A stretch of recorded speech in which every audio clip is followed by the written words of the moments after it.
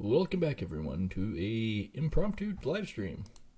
Yep, that's right. We are playing some farming sim tonight, as I've quasi recovered. I still have that wicked freaking cough, but I feel better tonight than I have been. Last couple nights it was kind of weird. I don't know if it was a 1 day or 2 day cold or what the hell was going on, but still got the cough, but I'm feeling better. Like I feel like, well, I don't feel like my head's full. Does that make any sense at all?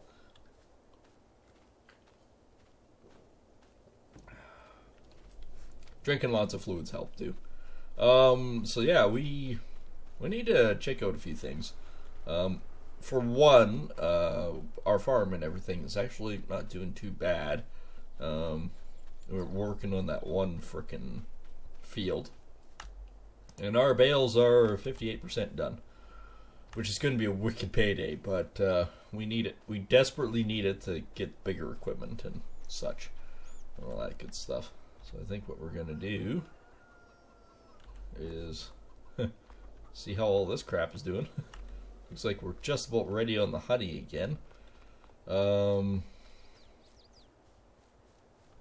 Eggs are just about full. Wool is just about full here. But other than that, everything else looks fine. Yeah. Guess we just start over here. Just gonna move this guy right out of the way.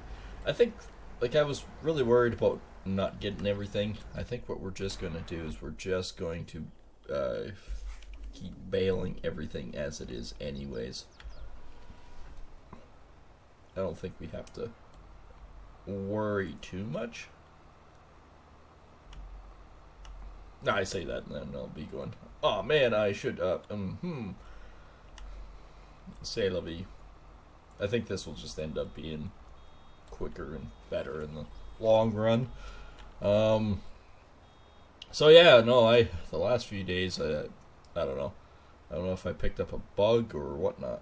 Why aren't you doing anything here? Should you be rapping?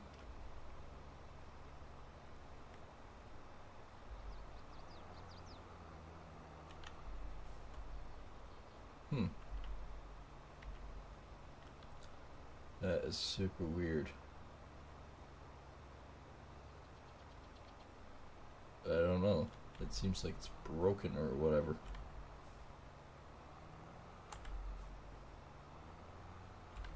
Even the other part isn't up.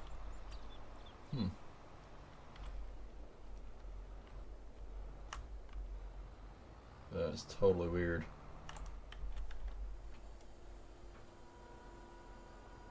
See if I can launch that stupid bale off.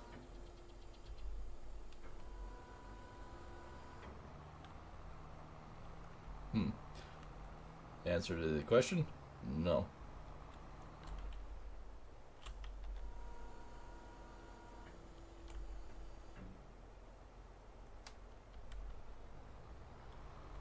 It's totally weird because I think even the safety bar is supposed to be up. Unless we just see if it pushes it out. What is it saying this one is? Just grass. I don't know. Totally freaking weird.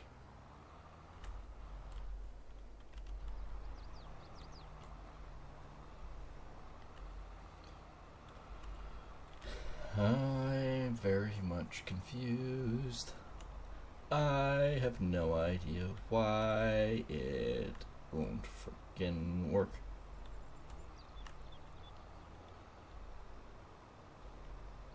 Maybe we just try to pop out another bale. Because isn't the stupid safety bar supposed to be up over top?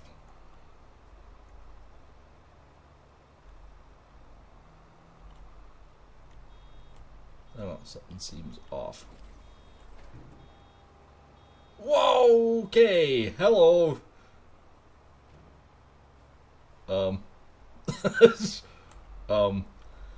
That happened, and no.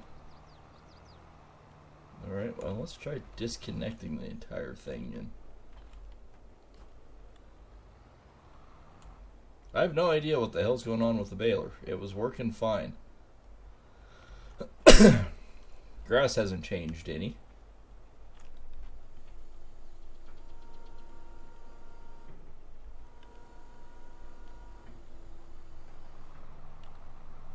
Well, safety rails are up, but it's just not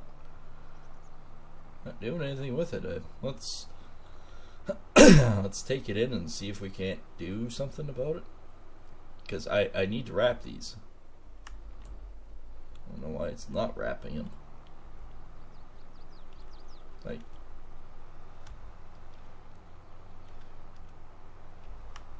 no, it's just not picking it up. It's not seeing them as. It's not seeing them as grass. It's just seeing them as hay, which isn't right. Has turned hay. Totally freaking weird.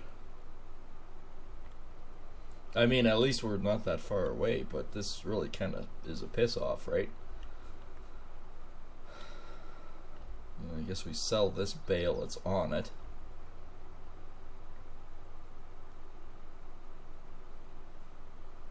I hate to sell the baler itself. But if we can't wrap the bales, like it doesn't identify it as a bale, that's problematic.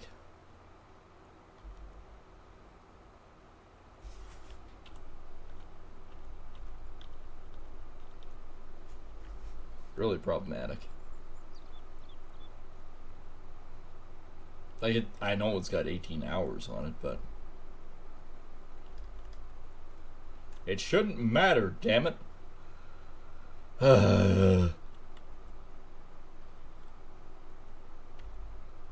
Guess it just decided, no, I'm no longer wrapping.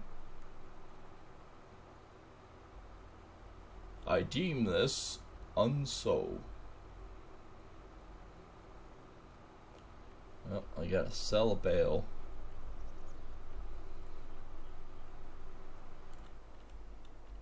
Hopefully it'll sell it.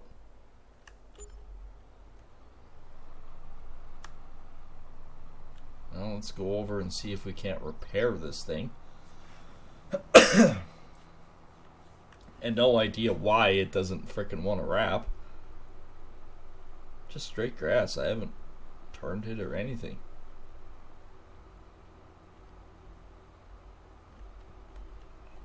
It worked just fine on last Wednesday.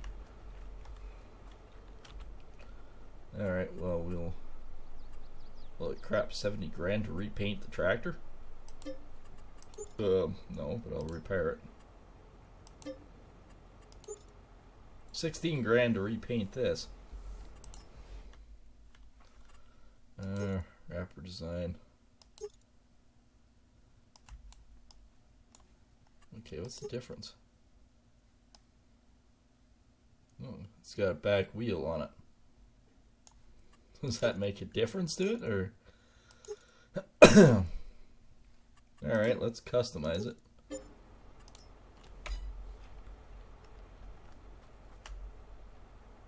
Oh, it has a stop, push stop for it.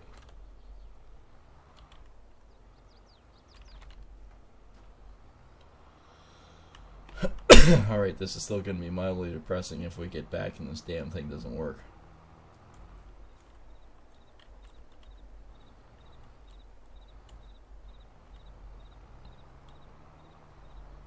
Like cutting across didn't quite pan out the way I wanted it to either.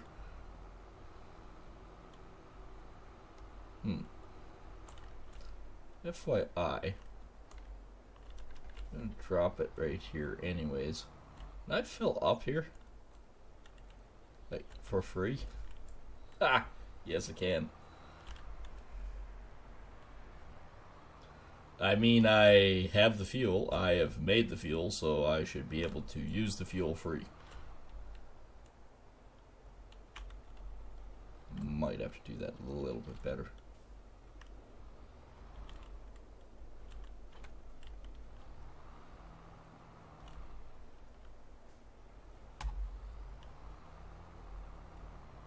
Alright, Let's go try this out again. Hopefully, it wraps it. If it doesn't, we'll have to sell it and buy another one. There is always something that doesn't quite work out.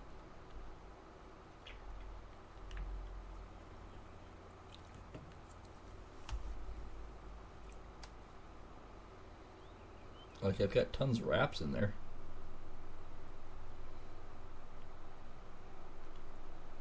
Or binder twine, I guess I should say. Okay, turn on automatic discharge. Oh, it rolls it off the side. That's what that thing does. Actually, that's not a bad idea.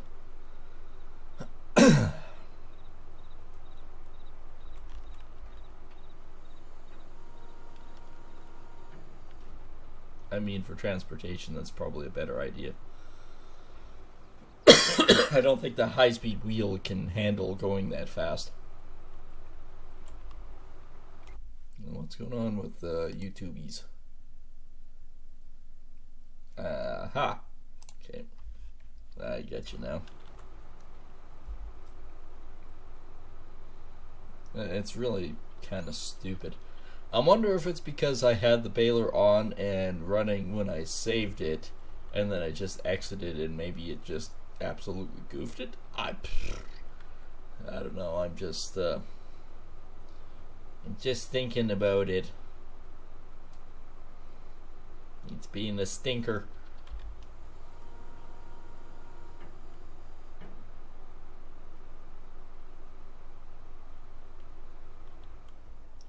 Okay, well, we got a bunch of crap here.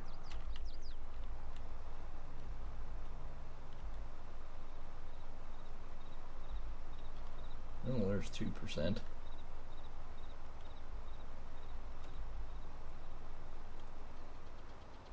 Finish this little piece, hopefully.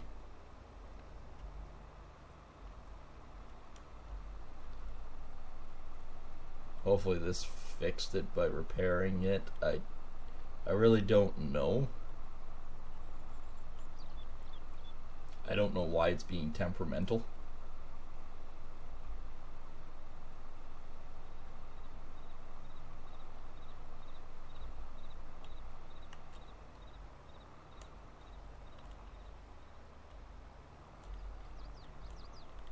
Alright, now I gotta get lined up again.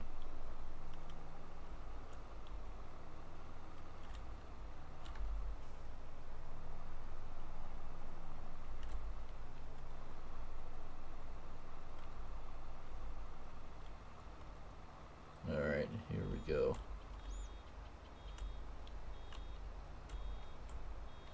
Come on.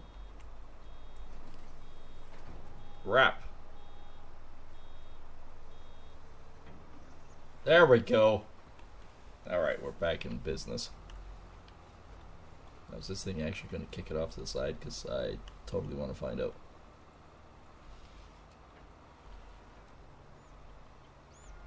Oh. Okay, so it does it like that. I mean, that's actually not bad. This run is really pissing me off. This one I'll have to come back on anyways.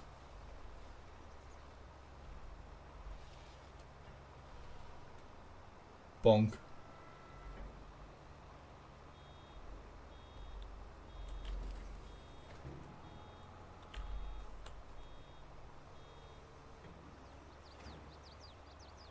I mean, they actually do look like nice wraps. But thankfully, it's wrapping again.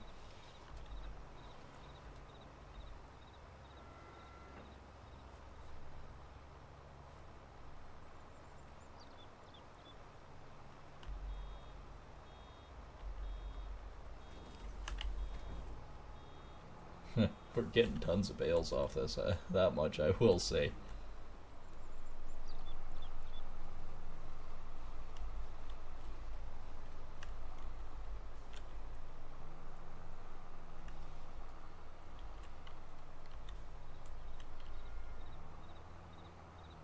Ha! put it back up anyways. Alright. So yeah, this one I am going to go back down on. Probably have one more bale or two down here anyways.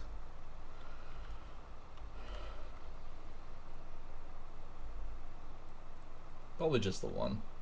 There's not that much left. Figured I'd hit one bale at least.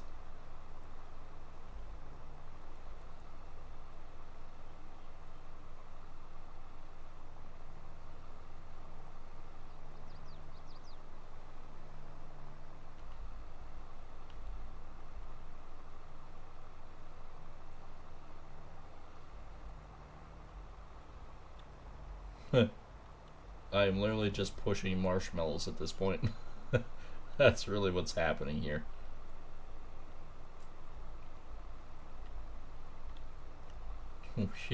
And we've got quite a few of these rows to do.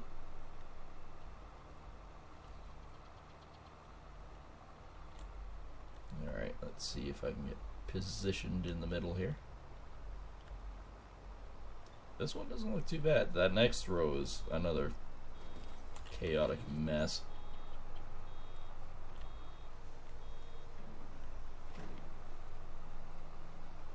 This one's not so bad.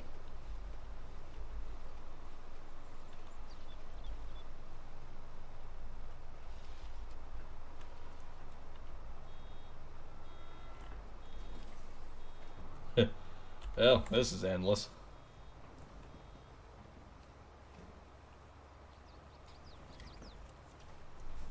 I'm kind of hoping we might have about $100,000 extra from this job. That's kind of what I'm being hopeful on.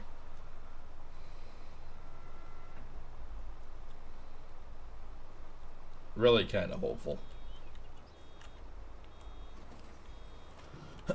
Well, since I do have a slight sore throat, yep, I'll do it.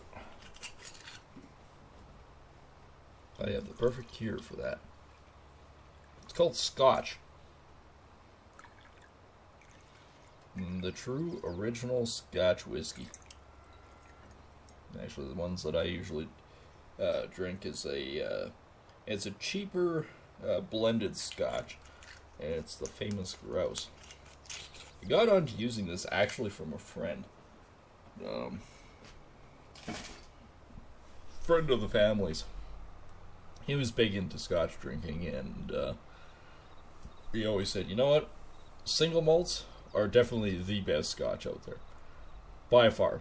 But he says if you want a good general sipping Scotch that is a every day of the mill, drink it at the end of the day, enjoy.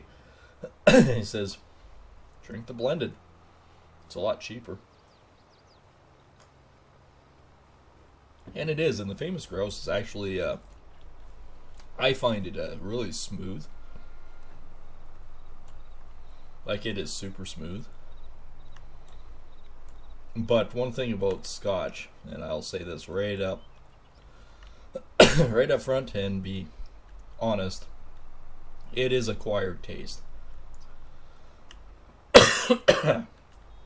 If you're not a Scotch drinker, well, you're not a Scotch drinker.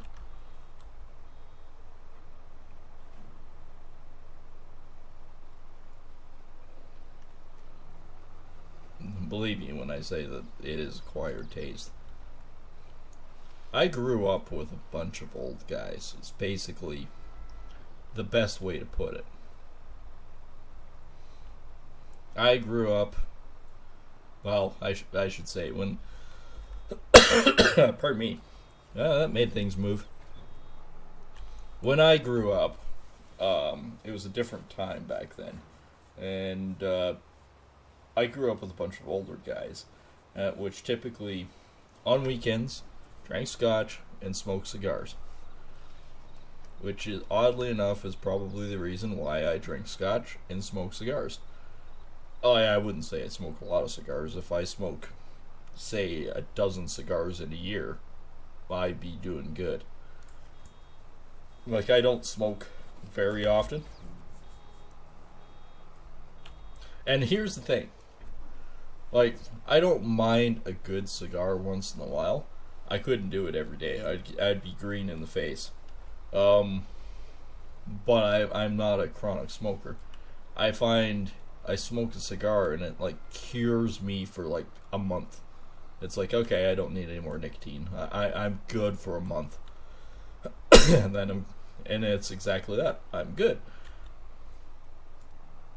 I am not one of those guys that could smoke a pack a day of cigars or cigarettes. I couldn't do it. And that's why I say I smoke a cigar once, maybe a month. And it's like, oh yeah, that cures me. I'm good. Alcohol, on the other hand, is a different story. I was going to say situation. Story and situation mixed in. Well, you know, I'm good at that.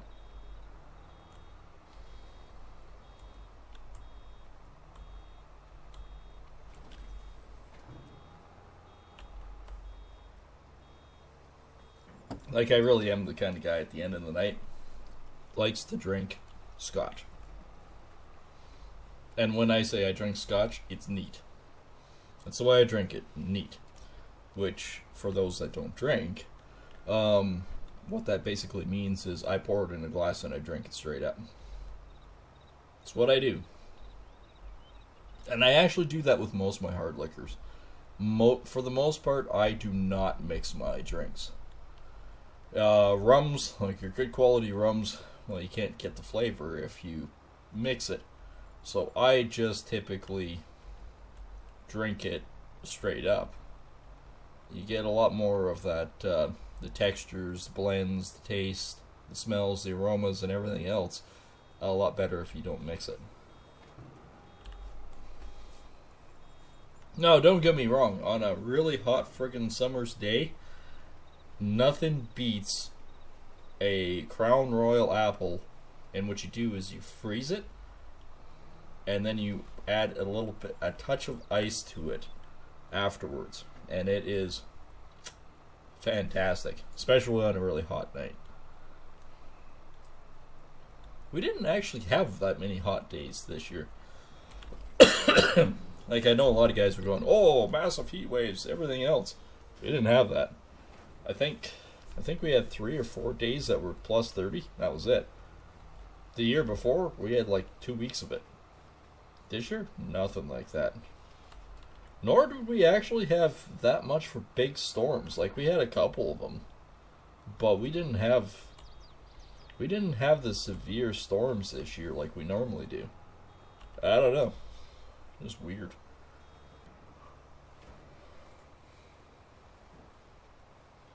And I've heard that from quite a few people. It was like, you know what?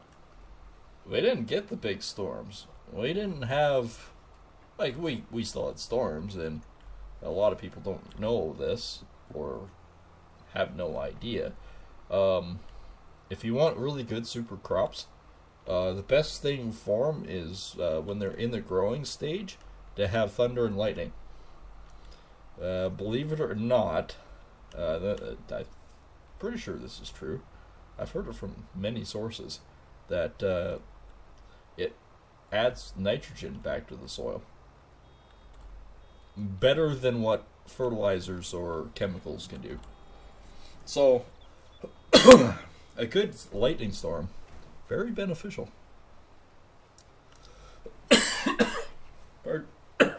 Pardon me, everyone. When I said that, I still have that tickling cough. I wasn't kidding. But that, in some regards, it's actually good because I can feel the phlegm moving. Oh, this is another one that's just sort of rippled in chaos. We'll double this one up again. So yeah, no, with me, usually when I have my 1 or 2 days sick, basically what it entails is basically a massive head cold. Get the chills, get the body chills, do all that. One day. The next day, which would be what today is, I start horking up massive slime balls, and by about the 12-hour mark, I start feeling really good, like really much better. And then the next day, it's like, okay, other than a couple tickles, couple coughs, I'm good. I'm done. I'm healed again. And it's like, the hell.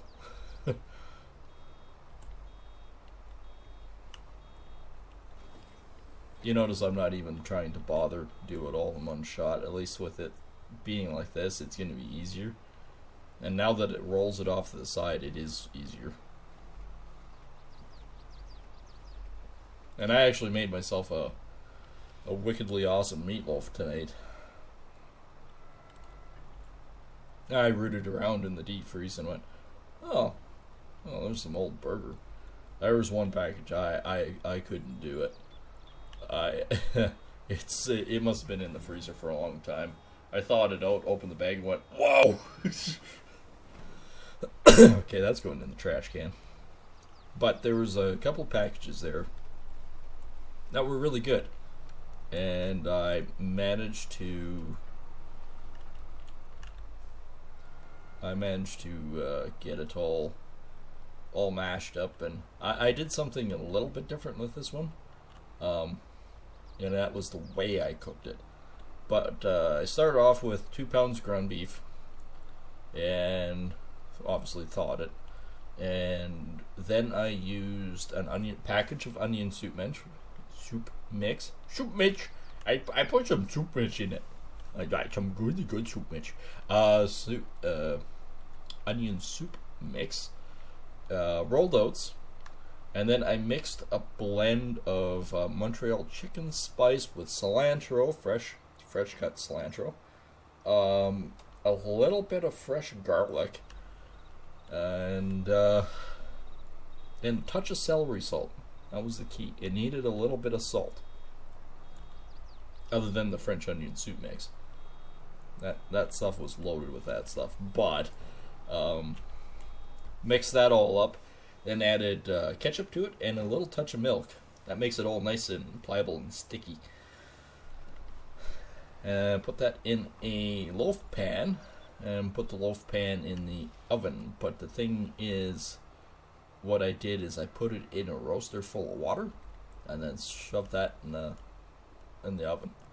I found it actually cooked it to the point where it was way more moist and really good. So I basically cooked it to the point where it was just cooked, which with our oven, I know you're supposed to do it at 350, but our oven, it always cooks better at 450.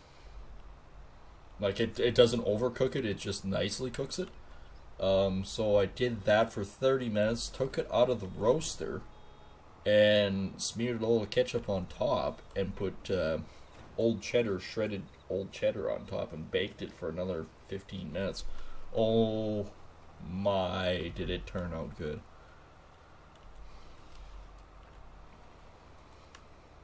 And then it was like, okay, well, I can't just have, pardon me, I can't just have meatloaf for supper. I gotta add something else to it.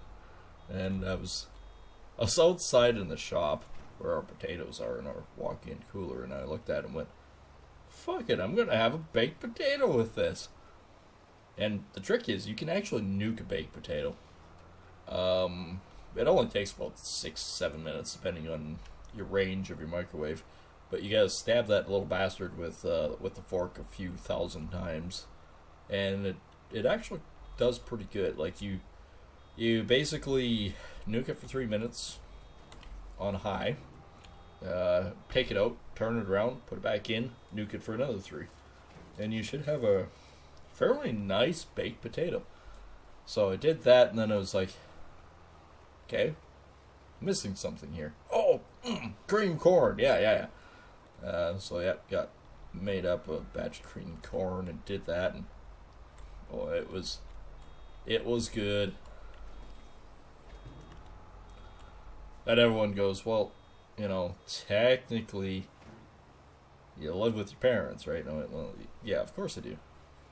Well, Dad travels. Mom's not home right now. She's trying to take care of her 90-year-old mother.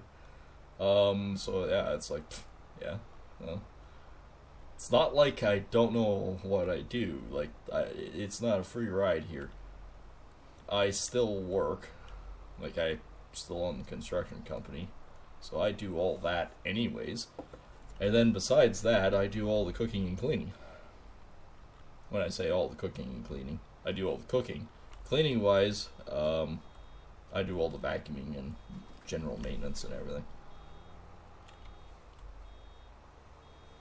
And with a big house, it's a constant battle.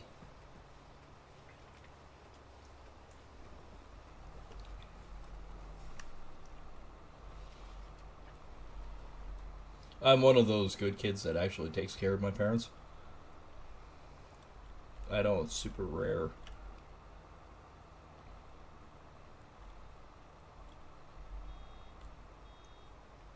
But I wouldn't have it any other way.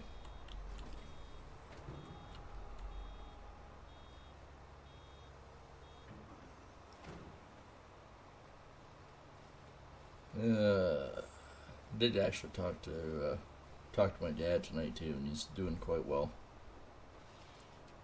Actually, I think he's doing better than I am. And who knows, maybe this 2-day cold was just because everything compiled on everything in one. And of course I have the stress of, we're doing, with my construction business, in the summertime we specialize in custom decks and fences and stuff. And we keep really busy in the summertime doing that kind of stuff. Well, unfortunately, as the weather changes, I live in Canada, so it's like, well, as the weather changes, we're kind of hooped, right? Like, no matter what you do, if you do custom decks and fences, all of a sudden you're going to hit a brick wall because it's going to get cold. And it's starting to do that. Although it's a month late, but it's starting to do it. So now we're in the transition of going back to do interior work, interior renovations, flooring, and all that good stuff. So it's the stress of, okay, now that we're switching over, now I got to do the line of advertising again. Now I've got to also get refit the truck to the new material, like the new tools again, switching back to what I think I'm going to need. Remove the big outdoor stuff, like the panel saws and all that. Obviously, I'm not going to use that in the inside of a guy's house. So yeah, no, it's the big transition again, and I do it twice a year. But I always stress out about it because it's like, okay, as the boss, it's my responsibility to make sure there's work set up, lined up for the guys ahead, that the tooling is all set up, ready to go, everything's nice and clean, we're organized, we're outfitted, stuff like that. So a lot of people don't understand how much work is involved when you actually own a business. So yeah, no, the last week it's been hectic like that. And it's not only that, right? Issues with my grandmother, hence why my mother's staying with her.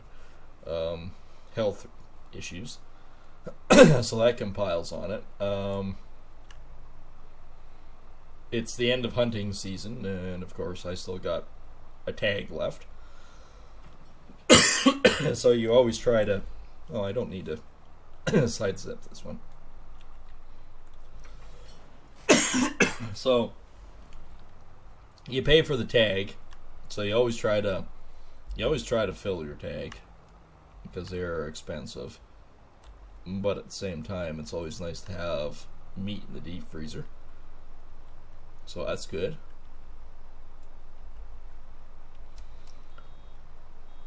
So yeah, no, and then my one employee, he's stressed out like you wouldn't believe because there's this type of dog flu that's running around, and he's got 3 dogs, so he's really worried about that. Yeah, everything just sort of compiling on one, and it's like, holy crap. Oh, and then the other thing that happened too,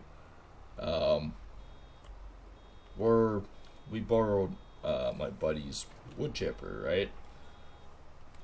This thing he bought brand new, but I will tell you, as a friend, He does not know a fucking thing about maintenance on equipment. He bought this thing like 2-3 years ago, and he used it a lot, right? And I'm going, hi, well, he said, hey, you know, that big brush pile, since it's really dry, I know you always are worried that it's a big fire hazard. Why don't you chip it and shred it? Then you can use the fibers to build up nutrients in the ground. Hey, that sounds like a brilliant idea. He says, yeah, just help yourself to the wood chipper, and it's yours. Use it how you want. It's like, oh, sweet, this is awesome. So, we tried using it. It don't chip worth a shit. We're using enormous amounts of fuel, like probably $300 to $400 worth of diesel fuel, right, for the tractor to run this stupid thing. And it's like, this thing don't work worth a shit. What the hell? So, my employee and I, we tore this thing entirely apart, right? Found out that, like, I don't know how much he spent on this thing, but it was too much. This thing is a piece of crap, right? The blades on it aren't even tooling steel. They are mild steel sharpened, right? And it's like, well, I can tell you that's where 90% of the problems lie right there. And I looked at it and went, I am not going to try to sharpen these things and put them back on this thing. No frickin' way. That's just insanity. So I bought some flat stock. It's 3/8, and it was the same width of what these were. And I cut 4 blades. Like I just cut them straight across, right, with just the cut-off saw. And then to do the angle, what I did is I set up my belt sander, because my belt sander is, it's a big old frickin' Hitachi. This thing makes legends happen, right? It weighs so frickin' much. Anyways, you can use it for sanding. So I made a jig, is what I did. I made a jig so I could set the right angle, and I sanded both sides off, right? So I got them set, so all you have to do with this is you can flip them over and bolt them back on. And then each one of them on that big spinning disc has 4 screws. And what the actual spinning disc has is they're threaded on that part, but they're not threaded on the...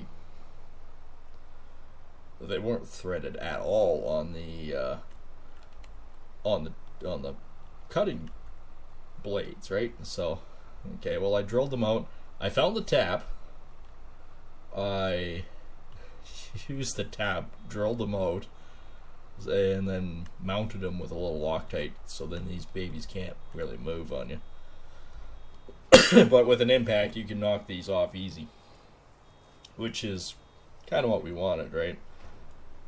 And then, you know, got this all done. We got it back together. We went out. Holy crap.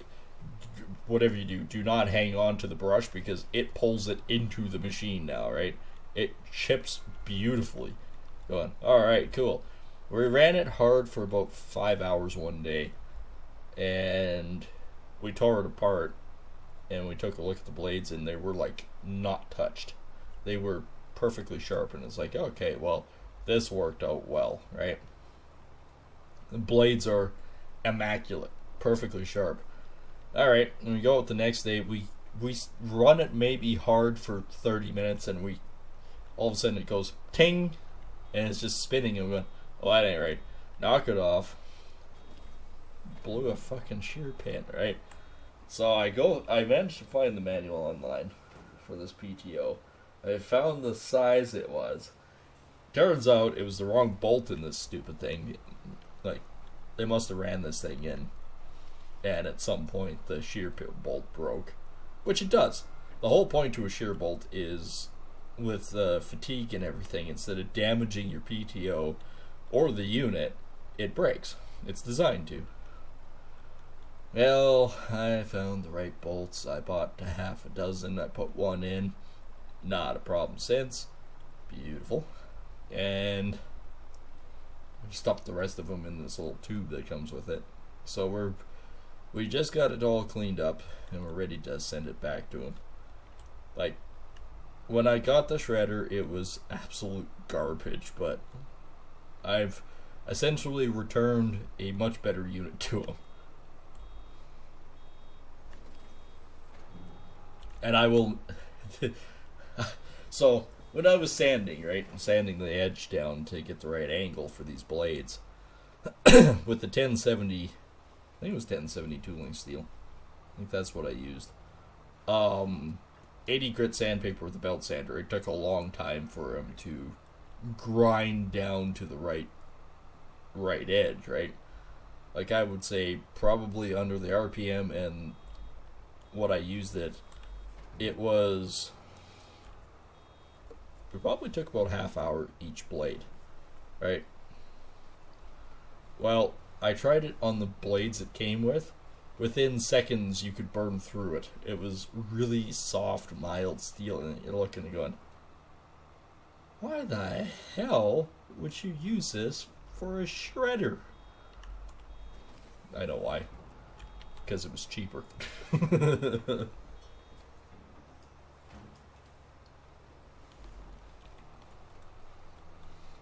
But that's the way I operate too, so we had the stress of this and all that.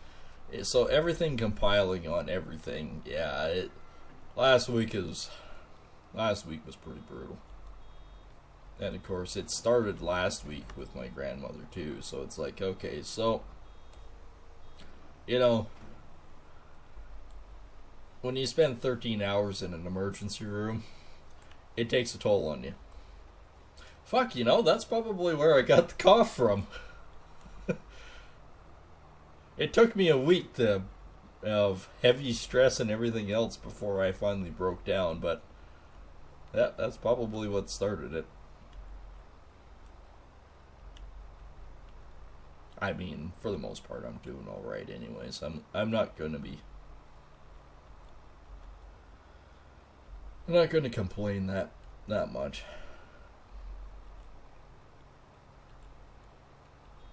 And it's funny how a lot of people go, oh, well, what you do isn't that stressful.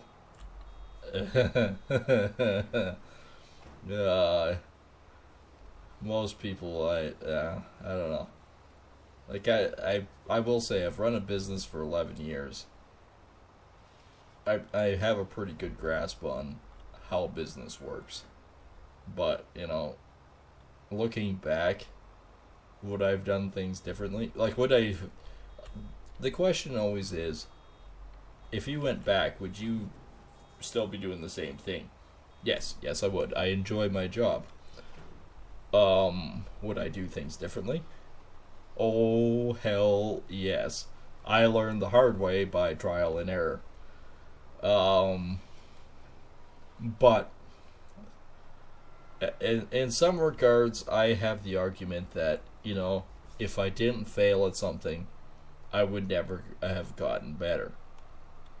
Which is true. However, I will say this. I wish I went and took business management course of some sort or regards before I started my business.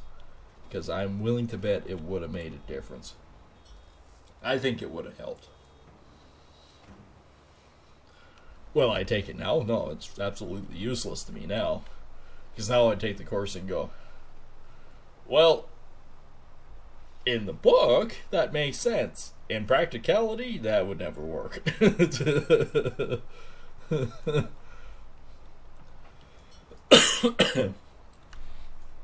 like I had one professor from the trade school near me actually talk to me and say, hey, you don't actually have your ticket. And I went, no, I don't. I said, I built up the first 2 hours while I've done a certain portion of my trade certificate for general carpentry. But I never pursued it further because, again, it was like school. I never really did much in school because I had a full-time job and I was making good money. So it's like, nah, I don't need this. Yeah, unfortunately, I did the same thing with the trade. It's like, holy crap, I'm a project manager at like 17 years old. The hell do I need a trade certificate for? Yeah, good mentality, moron. But I started looking over the courses and what what it pertains to, and I don't think I would pass anymore anyways. And I say that because it's it's about minimum code. That's the biggest issue I'd have with half of it, because it's like, okay, but I know the minimum code. You don't do it like this. There's a reason why they call it minimum. I've never built anything in my life that was minimum code. I always build it above code. Why? Because then you don't have to go back and fix it twice. So no, I have issues with some of that stuff. It's like, okay, I know how I do it. And they'd go, no, you have to do it by the book. The book sucks. I did actually, the one certificate I do have is my general contracting certificate, which basically you have to roughly know a little bit about every trade, which is good. And I still have my handbooks there somewhere. What the fuck is that thing? Oh, there it is. Yeah, right there. You guys can see this thing. It is about 6 inches thick, and well, it's about 8.5 by 11. But I don't know if you'll hear this.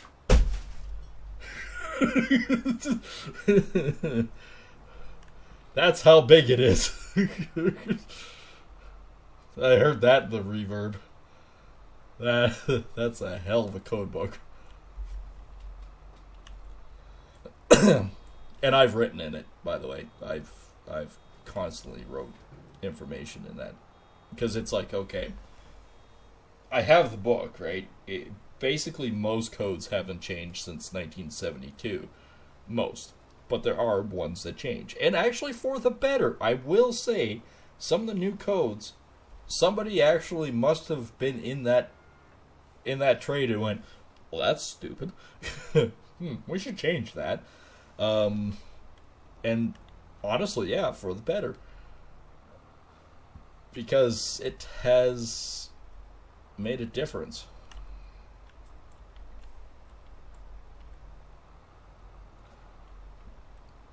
And so I've written in the book of revisions and things like that, going, okay, this was changed on this date, this is what it requires now. And I just keep doing that, and it's up to date type thing. And sometimes if there's no room to write in the book, I'll write it on a page and stuff it in that section. And so it's like, okay, so this changed, here's what is required now, and things like that. And honestly, on a normal basis, probably once a week, I open up that book and go, okay, so client is talking about this, flip, here it is, yeah, okay. It's just good information. Like,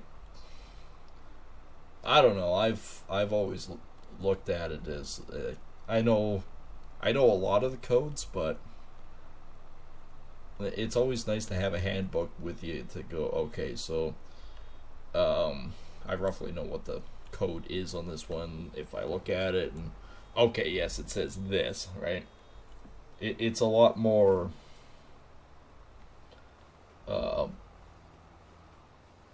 kind of like in your face, but not that terminology. It's good reference is what it boils down to.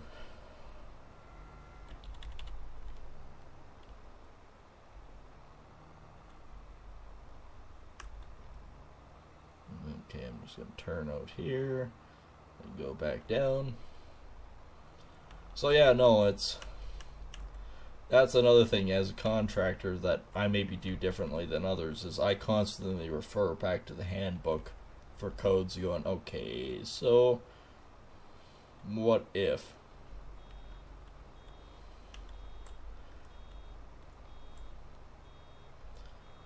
And the other thing that drives me insane is home inspectors. I've probably complained about this subject to everyone on here before, but I have a serious problem with home inspectors. They're expensive and they don't actually know what the hell they're doing. And simply put, in the area that I'm at, to become a home inspector, you must pay $5,000 and 2 weeks of your time. So for 2 weeks, you can take a shitty course to know how to fill out a form, pay your $5,000, and then you can magically make, like, tons of money, actually. Basically, home inspection, one inspection starts at about $500, right? And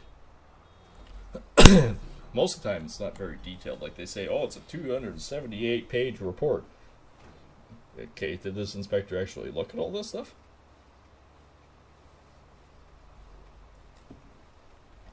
One client recently had me come in with the home inspector. This was last week too.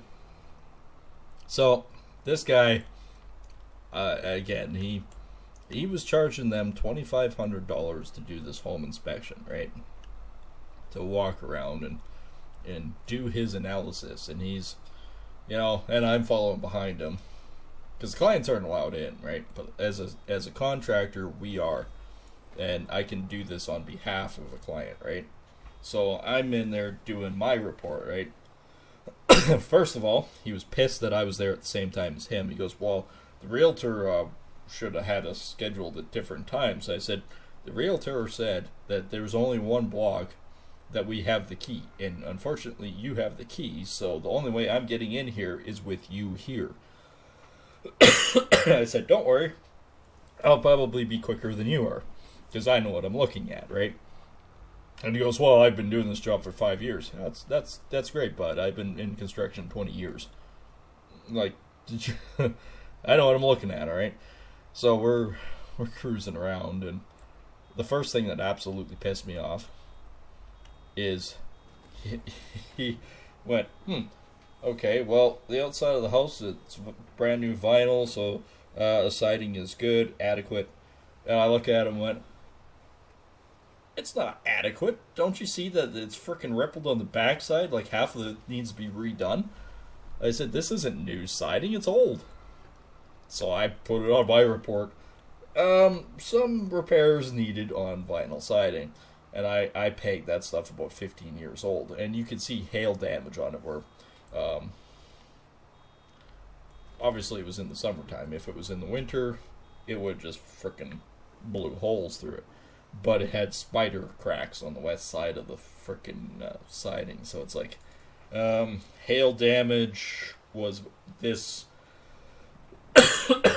With old siding, they tend to spider. So, warning, it's kind of like this, right? Then he goes, well, I don't see any spidering. You're full of shit. I went, take a close look. See these little pinholes everywhere? That's caused by hail. Oh, and then he goes, okay, well, roof looks accurate, but I'll take a closer look. I went, okay, finally, this guy's he's starting to make sense. He's actually going to take a look. No, the fucker pulls out a drone and flies above it, and I went, alright, getting up my ladder, put the ladder against the house, go up there, and he goes, what are you doing? I said, I'm doing a roof inspection. And he goes, well, I do that with a drone. I said, I don't give a shit what you do, bud. I said, in your report, in your drone report, what does it look like? He says, oh, the roof looks great. And I said, well, I can tell you there's not very much crystalline left. This roof needs to be redone soon. And he says, well, my drone looks like it shows pretty good. And I said, not to mention, if you're not on the roof, you wouldn't know that there's a soft spot up here. Like, there is some major water damage on this roof. Well, how do you get that information? Because I'm standing on the roof. This inspection didn't get it any better from here. Like, on the Realtor website and the pictures and everything, this place looks great, right? Looks like it's in great shape. Once you get in there, you can tell that they put a quick coat paint on. Not even well. There's freaking roller marks in the wall. Foundation was good. I must admit, the foundation, the framing that I could see downstairs was good. The electrical, brand new panel with the newer style. It was a Type 1 panel, which is good to see. You either want a Type 1 or a Square D between the two of them. Both are what you should have nowadays. You shouldn't have any stab lock, and definitely no aluminum. So that was all good. There was a few things with the plumbing that were needed to be addressed, but other than that, like a couple of leaky shutoffs, but other than that, it was in decent shape. We had new flooring that was installed very badly. But overall not bad. Finishing was not bad. So the inside wasn't too bad. He put on the report that it was a brand new forced air furnace, and I looked at him and went, "This is all underfloor heating, dude." And he goes, "Well, how do you say that? There's a furnace here." And I said, "That's a boiler." And I opened it up and went, "Oh, it's actually new-ish." I said, "There's no corrosion. Coils look good. Doesn't look there's no evidence of it leaking. It all looks good." And he goes, "Well, to me, that's a forced air furnace." I said, "Okay, no, it isn't." I said, "Do you see all the piping coming out of the cement?" He goes, "Yes." I said, "What do you think that is?" He says, "Well, that's the drain line for your forced air furnace." I said, "No, that is your underfloor heating tubing." I said, "Here's the other thing, and how you know this isn't forced air." I said, "There's no ducting. There's absolutely," because this was slab on grade, right? So I say the foundation and everything looked good because it's slab on grade. There's no cracks in the floor. It was, overall, the bones of the house was pretty good. Needed some work, but it wasn't in bad shape. But no, well, it's forced air. No, it's not. Dude, open your eyeballs. The other thing is, he goes, "Oh, the windows have a little water leakage on them." I said, "That's because the sealant's gone in the double pane." I went, that happens with age. Even my house, all my windows are the same. But at the same time, I know that all the argon is leaked out of them and the seals are gone. But I have a plan to start replacing them next year. Like, do a half a dozen each year. I mean, I know I have to. And I'm not replacing the entire window. All I'm doing is replacing the glass. Because I can do that. But, yeah, in his report, it all said, "Oh, everything is adequate." But he did put in the note that the contractor is arrogant and doesn't know what he's looking at. And he handed one to the realtor and one to me and then one to the client. And the client looked at mine and went, "Okay, out of the 278-page report that he gave us, everything was adequate, no issues." He says, "Your report shows multiple faults, and not only multiple faults, but pictures to illustrate what I've witnessed." And they went, "Okay." And they went, "So, here's the other thing. He charges $2,500 for an inspection. You only charge $500. And I said, "Well, as a general contractor, we're only legally obligated to, for our time, to charge on a single dwelling $500. And that's even with a detached garage." And this one did have a detached garage. It wasn't attached, it was a detached garage.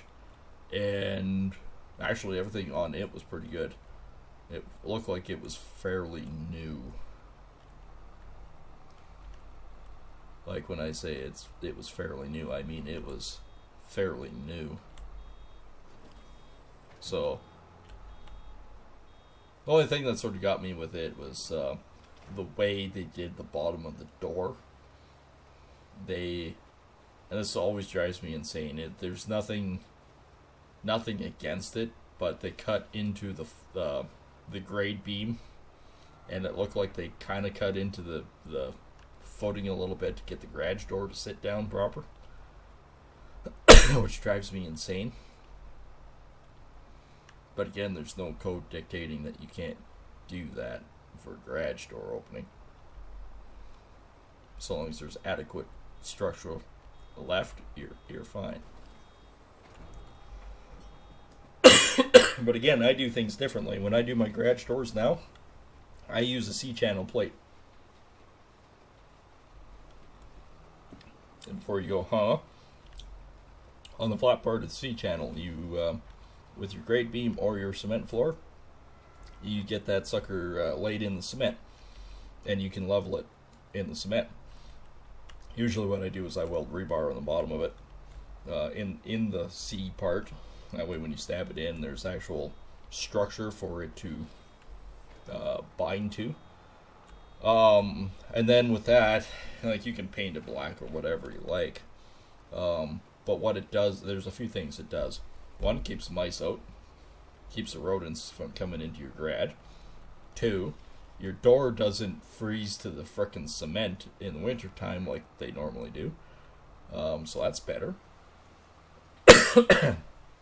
Crap, it's raining. We are hooped for the baling. I'm just going to finish this little piece off.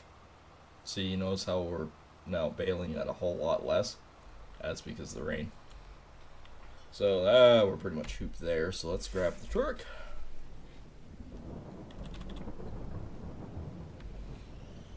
Then we'll go collect the bales and haul them. So yeah, no, I do it that way for that main simple reason, and not to mention, no matter what, you always have a flat, level surface for your garage door to sit on, which means your weather stripping lasts longer too. I know, it's all good information, right?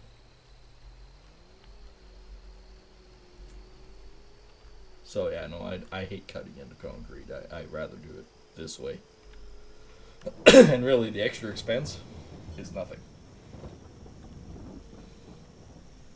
Really, it boils down to like a C-channel, even on a 16-foot high bay door. You're looking at maybe $200 extra for the job. I mean, you're spending $30,000 on a garage anyways, and $200 is peanuts.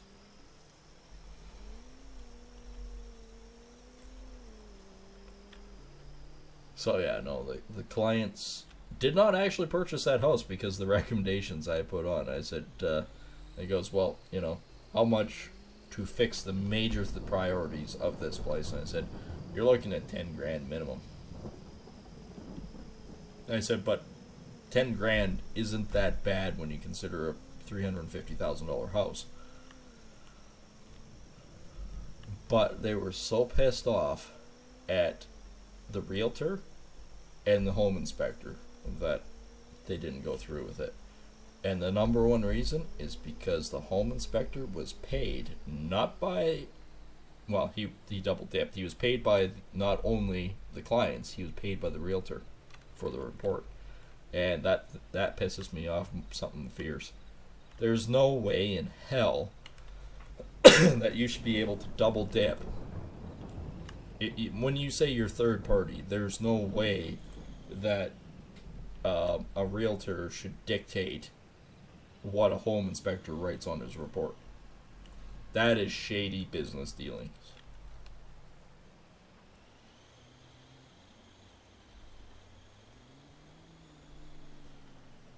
But going back to the home inspectors, that 2 weeks of training and $5,000 is bullshit.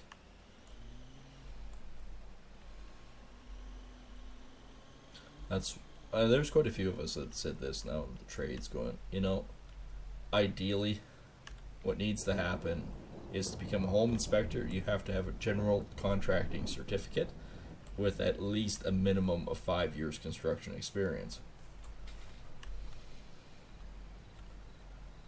For you to make an accurate assumptions of, of doing this stuff.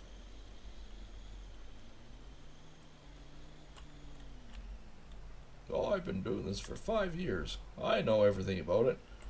Dude, you kept trying to tell me that was forced air. I know that was not forced air. Even my aunt's house. Said right in the report. Brand new forced air furnace. And registers. Round circles. Question mark. That's what he had in the report, and I went, you didn't know what these registers were. My aunt goes, well, no. I said, it's a forced air furnace. You still need air circulation in your house. Oh. So?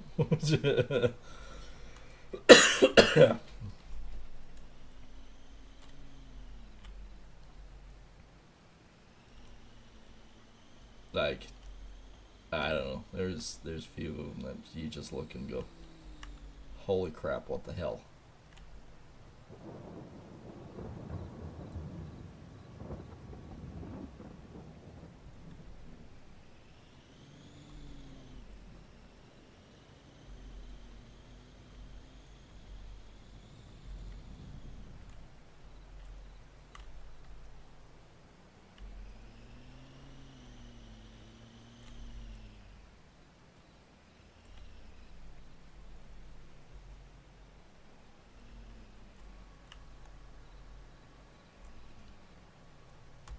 And here we go.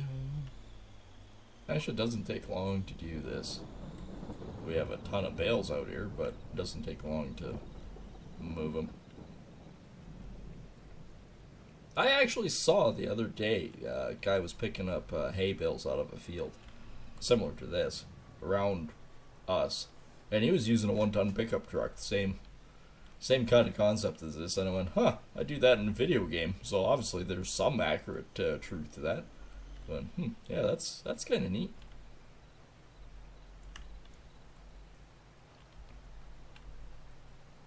Alright, we're full. I have honestly no idea. Oops. I don't want to do that yet. Bork. Don't hit Y again, otherwise. Kadoosh!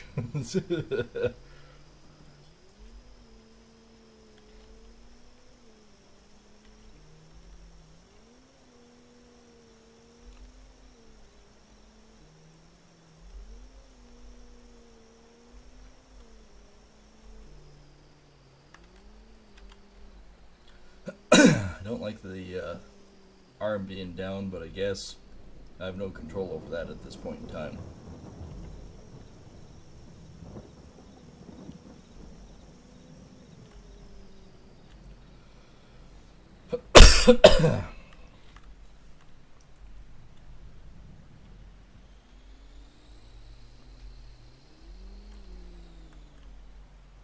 Alrighty. First load.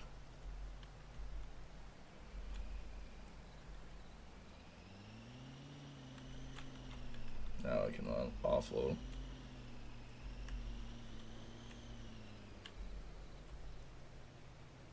Unload the bales here. 12%. Oh, we're definitely gonna make some cash on this one.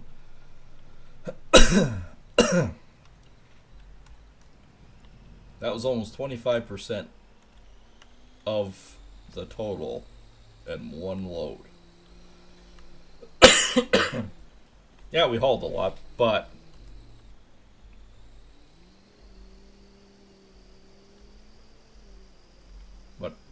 there's still quite a bit there.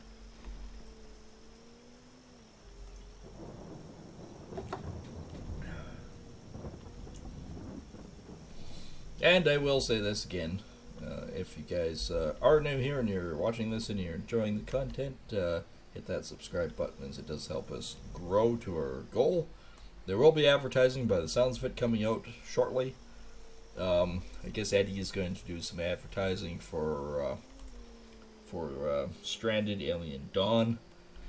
Really enjoying that game. Like, I must admit, I am deeply enthralled by that game. It's difficult. It's getting more difficult.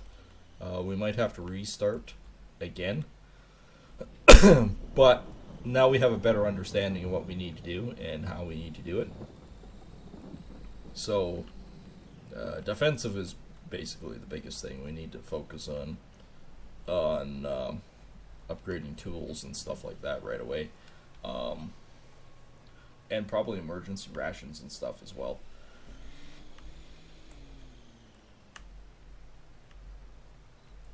I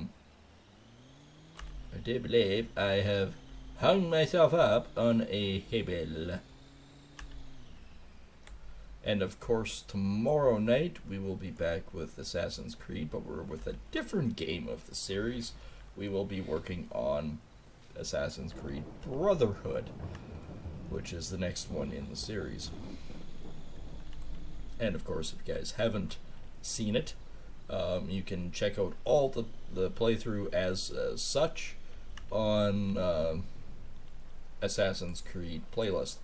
And that shows it from the first one all the way through to the second one thus far. So be sure to check that out as well. And that actually goes for all my games. I'm an advocate of making sure that all my games are properly labeled and in the playlists. So if you guys ever want to rewatch them from the beginning, you can rewatch them from the very start in the series. And of course, that was also the case with all the Sniper Elites. The entire sequence of Sniper Elite is in a playlist, and you can rewatch it at any point. And that was actually a fun series. I mean, 3 was a giant pain in the ass, but we knew that. We always knew that. Actually, you know what? I'm just about done bailing out here. Was it 3 or was it 2? No, it was 2. 2 was the one that was sketchy.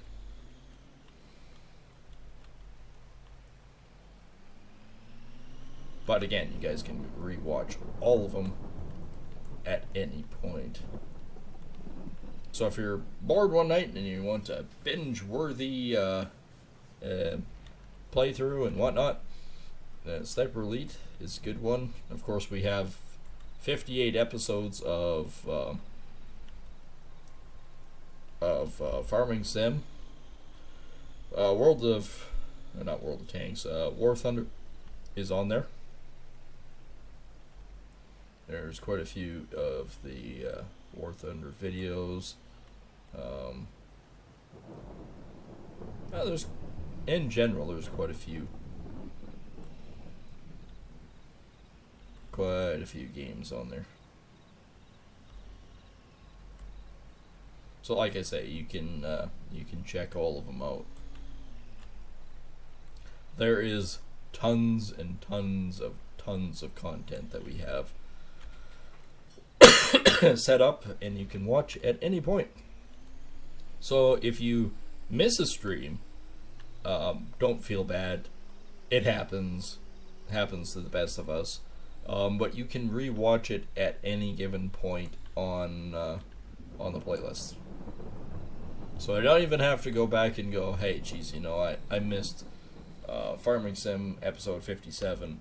I'll just keep scrolling down. Eventually I'll find it, right? No. Oh, just go into the playlist and go, okay, there it is. Boop. There you go. So don't feel bad if you miss the stream and whatnot. You can always rewatch it later. I picked up that one bale. I might as well get rid of it.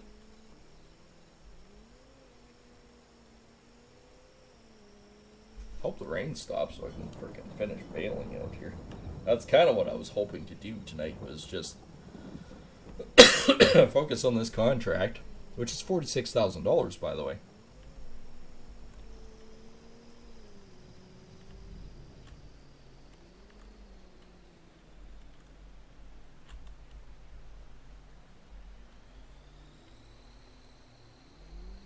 All right.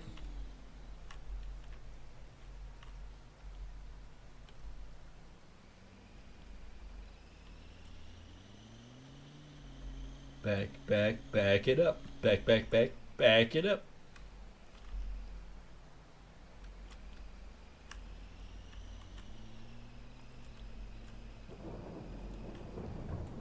Thankfully, we can at least do this in the rain. Contract is 40% done.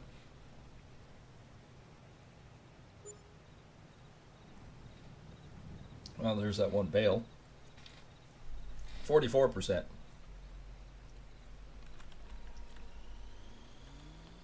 That didn't take long to get the 47%. Okay, well,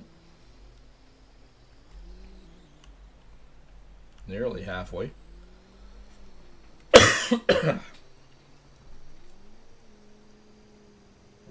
One of these times, just gonna hork a massive slime ball. Then I'll be feeling great. Actually, overall, I'm not feeling too bad tonight. That's kind of why I figured if we spent some time tonight, I do feel bad about missing a few streams on the weekend, because usually this is our fillers of getting some content out to you guys and whatnot. But I mean, health-wise is more important than, unfortunately, playing games for you. But you know, we're here now. We're having some fun tonight, discussing how much I hate home inspectors.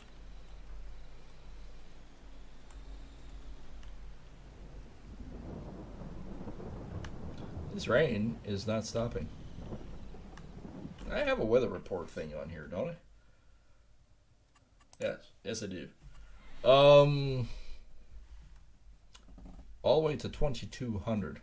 And it's supposed to be raining. And it's supposed to be nice at 2300 the next day. So we got basically an hour and a half of it still raining.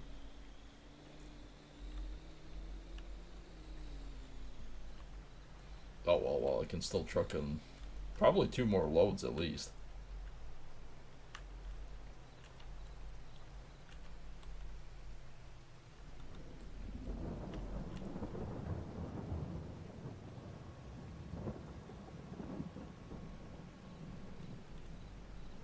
That's all good. That's all good. My bales are probably 65%. It'd be nice if they were full and done, and I could just haul them in and get paid. Actually, that rake out there, I'm thinking about it. Leased equipment, windrowers, that guy. Let's just return them. At least it doesn't cost us anything, right? Uno momento, 1 second. I'm just taking a look at something that just caught my eye that wasn't quite working out. Wait for it. Wait for it. Come on, YouTube. You can be a big boy. There you go. Sometimes the chat window decided to bugger off. I don't know. Has anyone else noticed this? That the views and everything else just been a little bit screwy on YouTube lately? I'm a numbers guy in a general sense of things. I like analytics on stuff, so I don't know. It's like there's a major pop or things that don't quite work out. Maybe it's just me. Maybe I'm being pedantic.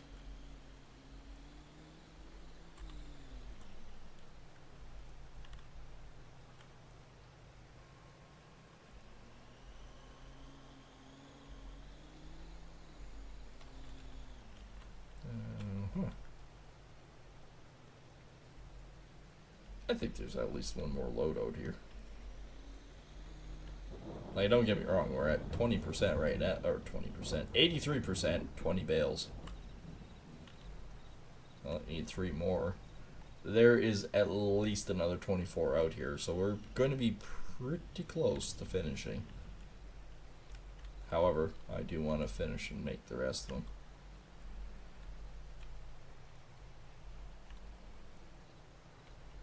Alright, we are full.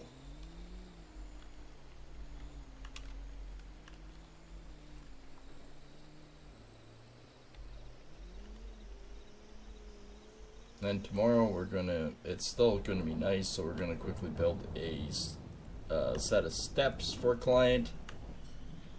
I know I said that we're switching out and doing stuff, but I remembered that we should probably do that one.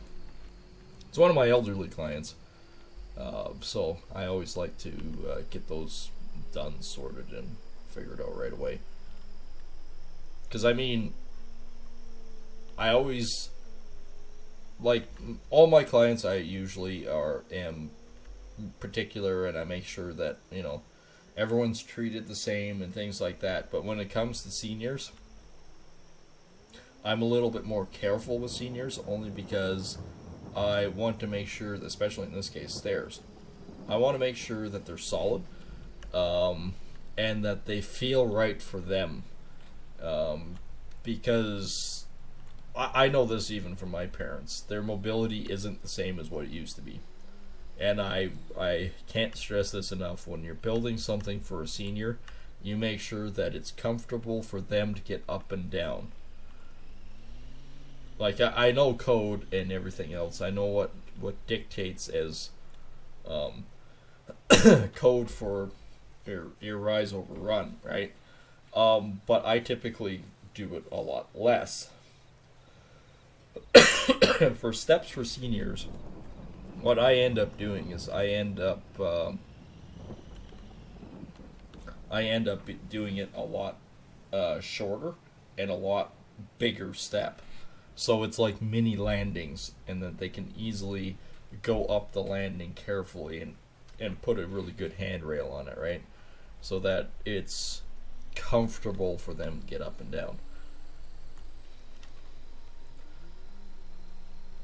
I know I had one inspector go, well, this doesn't meet the rise over run for code. I went, I don't care. Consider it mini level decks, because the steps are like 2.5 feet deep by 5 feet wide, with a handrail on either side. So I said, I don't care.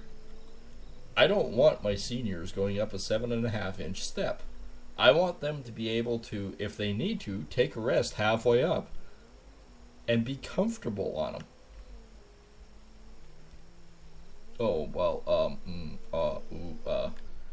no, we're not doing this. Like I say, like, I treat everyone equally, but when it comes to seniors, I have an extra level of care. My don't give a fuck meter's not broken with them, alright? I want to make sure that they can easily go up and down and not have to worry about, am I going to fall?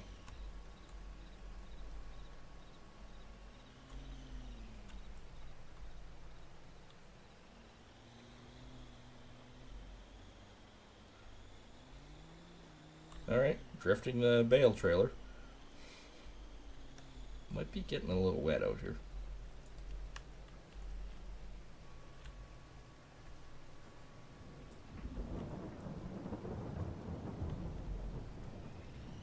So yeah, we can do that tomorrow.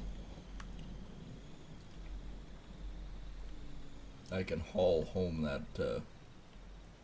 that wood chipper to my buddy.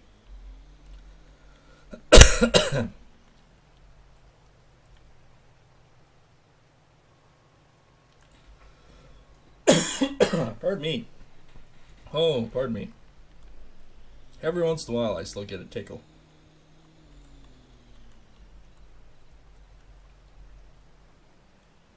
So yeah, there's lots I can do.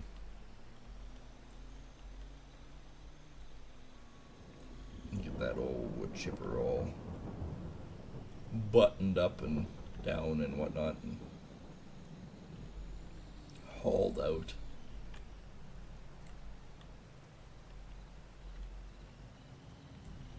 The heck did I run over? A mystery lump. Da da da da! Mystery lump. Well, it wasn't a bale that I can see, anyways. Yeah, there's definitely at least 23 out here, 24 bales.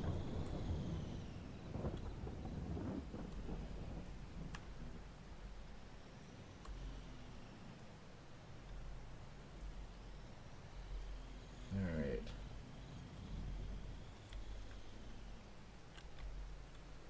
Oh, there's 18. I just have 21 to do.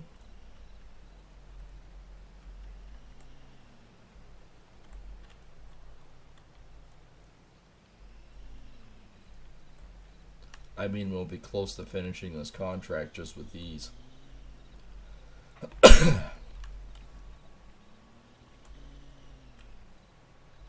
Okay, you got about another hour of rain, and then that's it, man. According to this, that's it, man. You need to stop.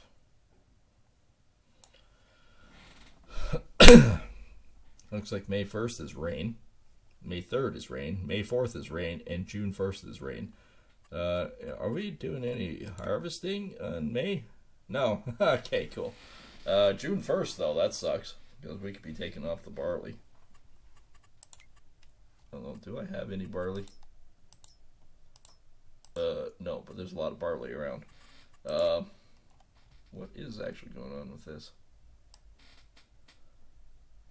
Oh, just baling. I don't see field 32 on here as of yet. There we go with that tickle again. Of course, we can't do anything with our potatoes until we get rid of that and that smug freaking prick. Oh, field 16 is the same freaking smug asshole. I mean, I feel bad for Hammond. Because I kind of used Hammond to try to finish off smug asshole. But unfortunately, smug asshole won the day.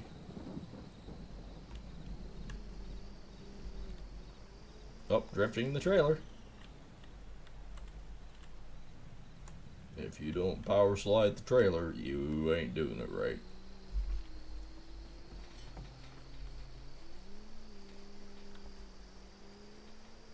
This load will be close. Because I think it's, what did it say, 76%?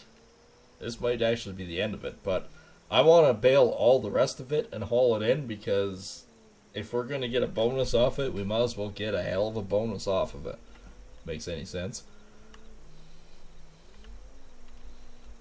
Not to mention I can kick it up the arse of the smug arse. Smuggers. No, smug. Arse. Smuggers. I like combining words. Alrighty. I mean, my bales should be frickin' near done too, right?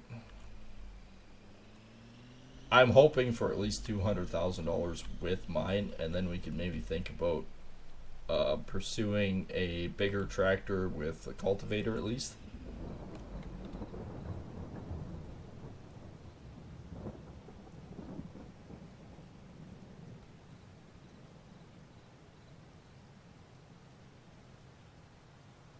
%.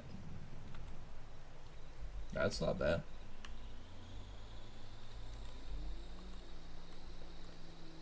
This rain really needs to stop, though. It's driving me insane. Raindrops falling on my arse. Wait a minute, why is my arse up and not my head? Yeah. Only slight issues going on with this.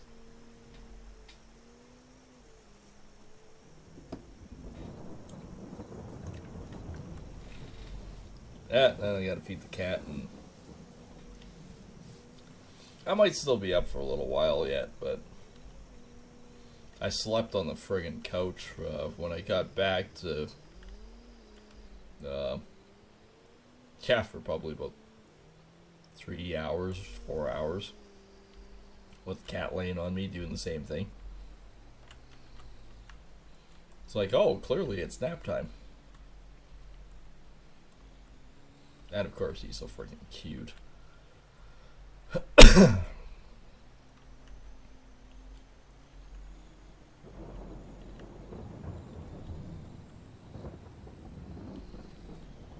Whoa, hey, oh. Don't be going sliding sideways. There's no 24 bales out here, but there's still quite a few, don't get me wrong there. There's 3.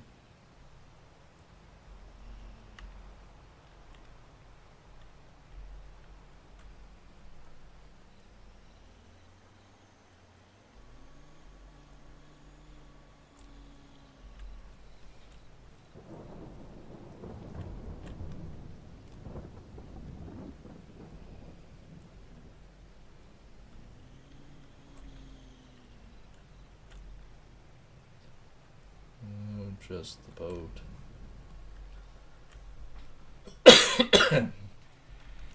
Well, I mean, we can haul these ones. We'll have at least a full trailer again anyways. Really love it if this rain stopped.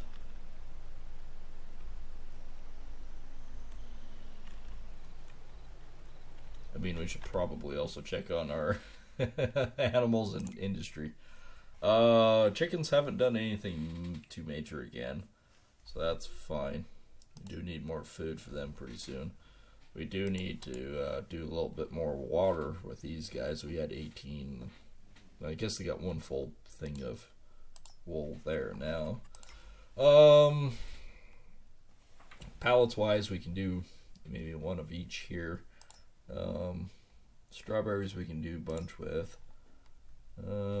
We don't have that much for that. We only have paraffin, the one full one. And crude oil, we still have a bit. I do like the distribution. Ain't much, but at least we're doing something there. Like currently, we're not really making. We're not making millions of dollars by having an oil refinery, which is probably more along the truth of nowadays anyways.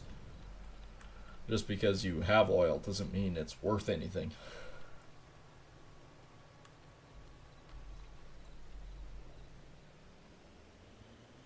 And I just love the super projects around in real life, the super projects around here where they're planning on digging up a ton of the ground to get out coal so that they can make lithium batteries.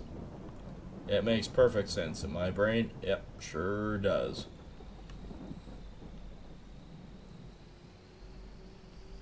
Like, it's insane to think about the amount of fossil fuels that you need, and that's including coal and everything else to make lithium batteries. And a lot of people go, well, you can do it by recycling. No, I can't. Not entirely. I can't remember what it was when we were doing it. We didn't really recycle batteries, mind you. I refused. Just because the health risks. Even with proper PPE and everything else, to do recycling of lithium was insane. The amount of health risks it could actually cause. So I just refused. I said, no, we're not doing this. It was bad enough with the plastic, let alone that. And to this day, why the government shut us down for refining plastic, I don't know. Well, shredding it. We weren't even refining it, we were just shredding it. Oh, this is helping. This is helping. We need that. So,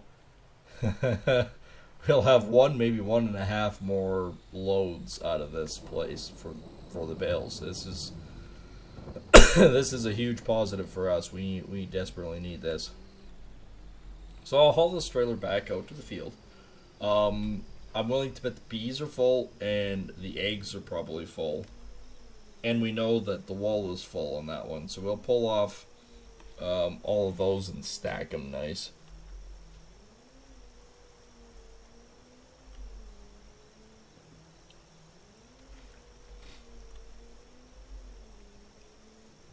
So at least we're gaining on that front.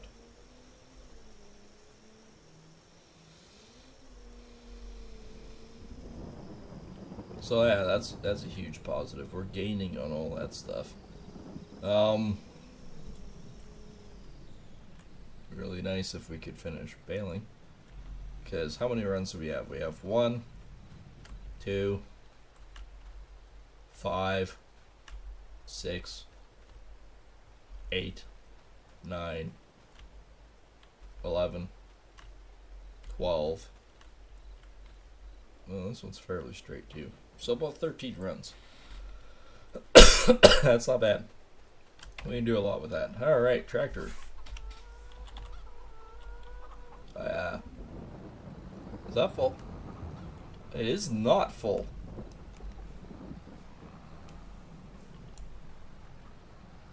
Alrighty. I would have thought that would have been full by now.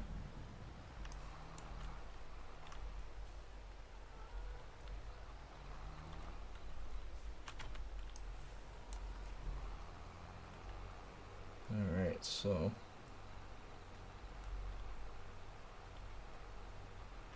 nor is that. Guess it's just the wall that is. Well, might as well pick up another bale and haul it to him.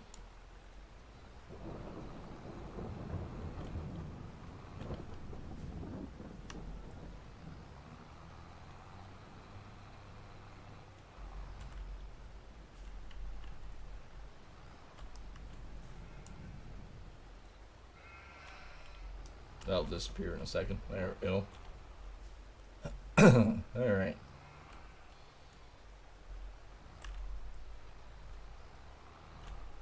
You're wondering what the heck I'm doing. I was hoping that I could angle it a little bit so I could get a clear spike with this. There we go.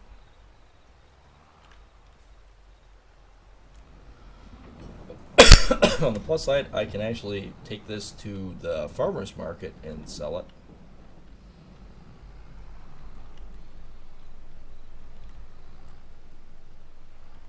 So it's actually worth something.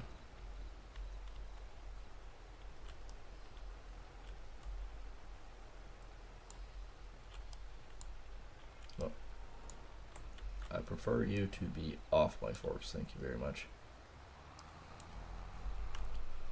Alright, we do need to do something about this. Well, that didn't work at all.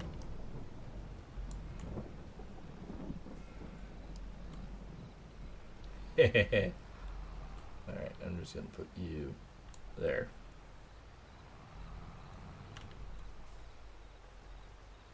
I mean, when I piled these in here, I didn't do that great a job with them. And we still have tons of grass in the back too, because I was taking it out.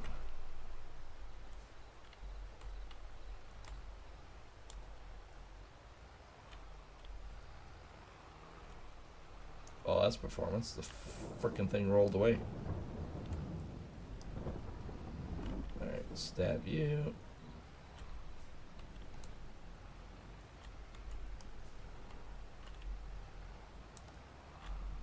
I've been meaning to do this for a little while, so while it's raining, at least I can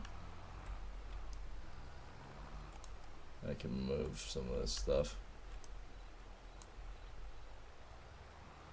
At least make it somewhat neater.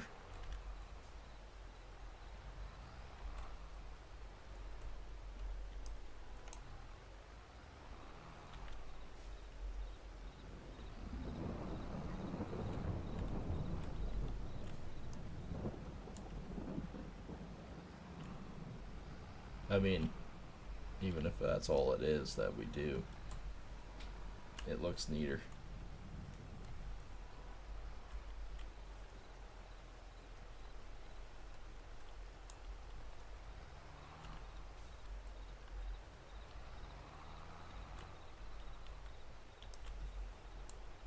Not to mention, by putting them up like this, at least they're going to be easier to pick back up. Come on, get off. Down on the ground, you stupid thing.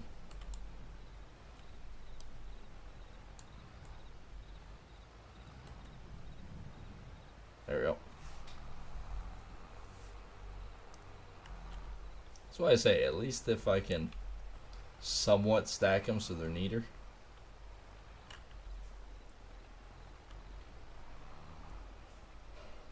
You know what? What I should do is just rest for the morning, go back out there at 8, and get the rest of that done.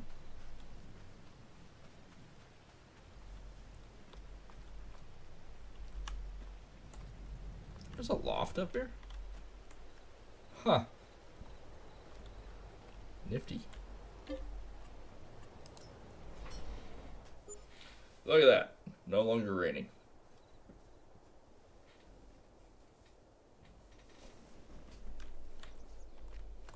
Alright, but now that it's like this, now we'll have to go with the tractor and clean out the honey. Pardon me.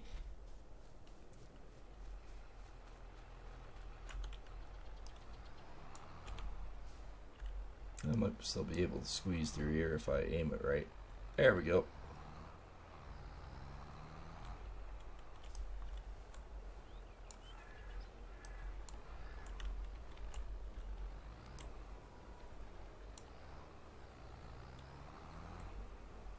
There should be another pallet showing up there pretty soon. There it is.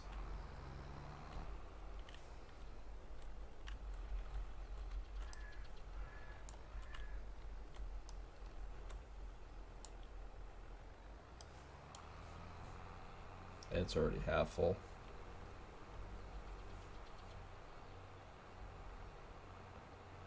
Now the chicken eggs should be full. Yeah, there we go.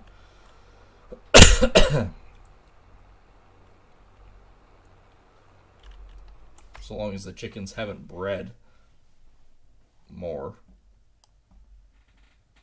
I'm still not seeing anything that particularly looks like field 32. No. Chickens still haven't bred, so that's good. Oh, we're 1,000 with kerosene now. That's a good thing. We're getting low on that. We might have to buy more of that soon. Well, it is what it is.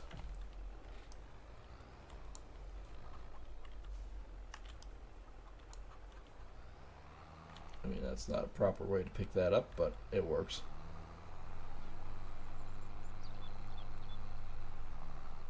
It's not as good as the forklift, but like I said, it works.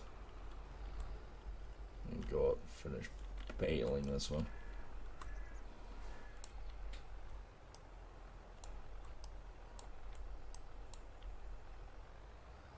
There we go. We've got honey, we've got eggs, we've got... That's throwable? Wow, this guy, my farmer's a champion.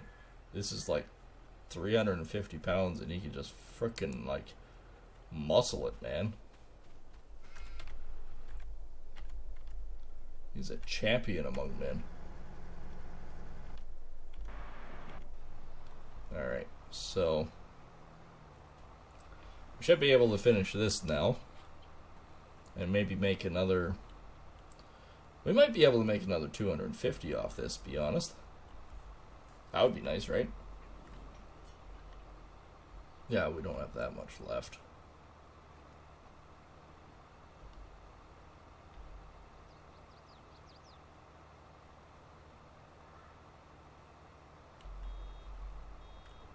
Beep, beep, beep.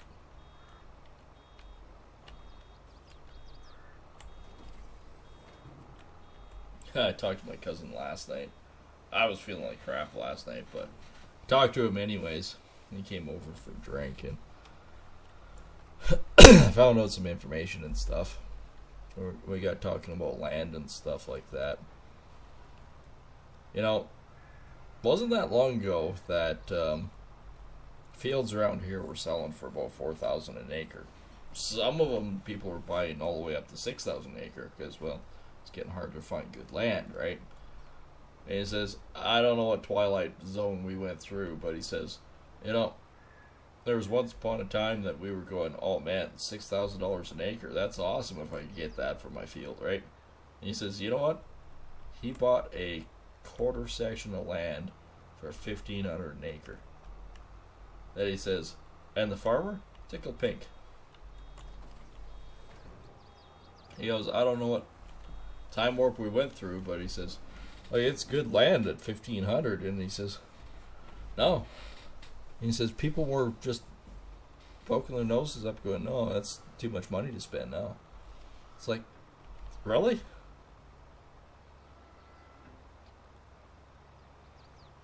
Apparently, it's getting too expensive for a lot of stuff. We're talking about the purple fuels again. So he can't run purple in his in the newer equipment. And he's a heavy duty mechanic, and like he says, the purple, the detergent and the dyes that are in it actually cause problems with the injector systems and the floats.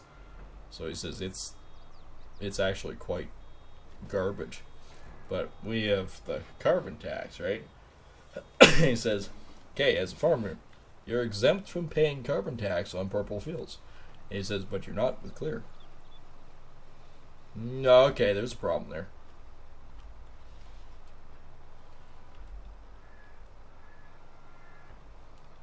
But like he says, I can't run purple in the new stuff.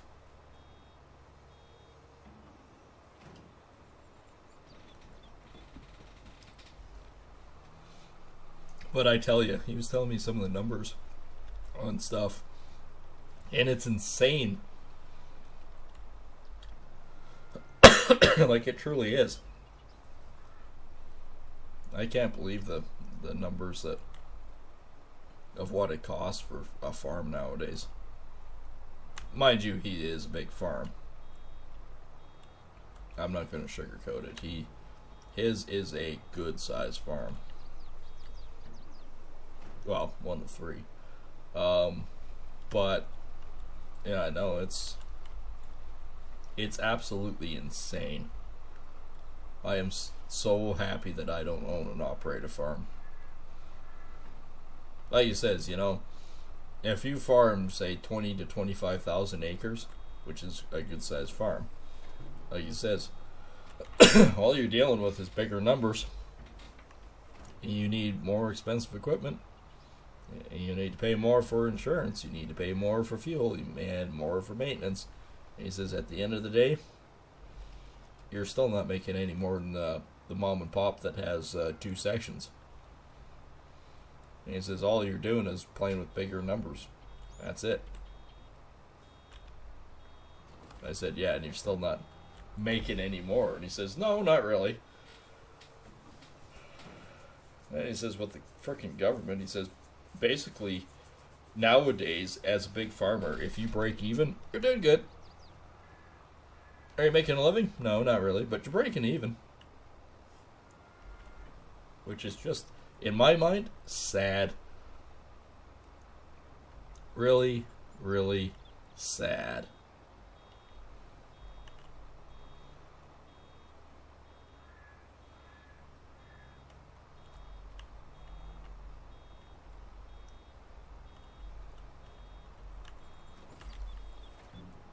Figures. It'd be nicer if the pickup on this was way bigger. I might have to look for different balers for mods.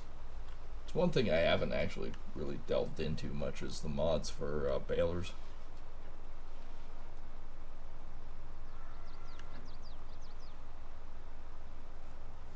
Well, we're getting a pile of these again.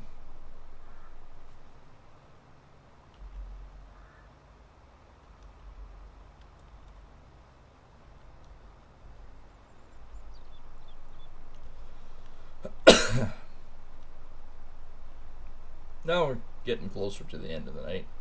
Of course, I'm coughing more again, but like I said, I don't know. The Friday night it hit me. Saturday was crap.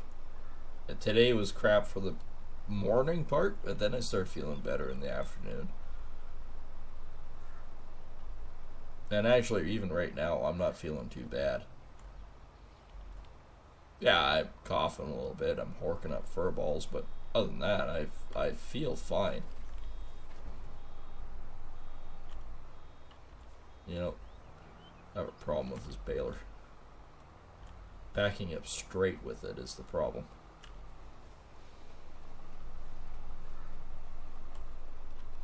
I did do one estimate Saturday, even though I felt like absolute crap. Besides doing that other stuff, I actually did do an estimate just by phone. Actually, the guy phoned me up and said, "Hey, I went to all the local flooring places and I'm gonna have a little bit more scotch. I think that's what I'm gonna do. Went to all the flooring places and do you sell flooring?" I said, I don't have a showroom to sell flooring, but I said I can bring, if there's a particular flooring that tickles your fancy, I can bring it in and install it for you. That's not a problem.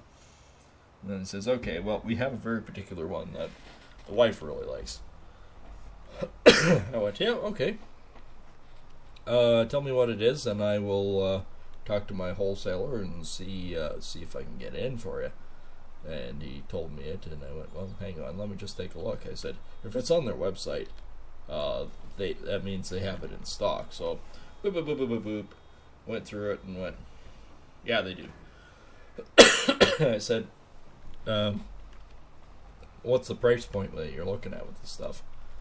And he says, well, all the local guys in town here, they're trying to sell it for about $5 a square foot. And he says, that's just too much money.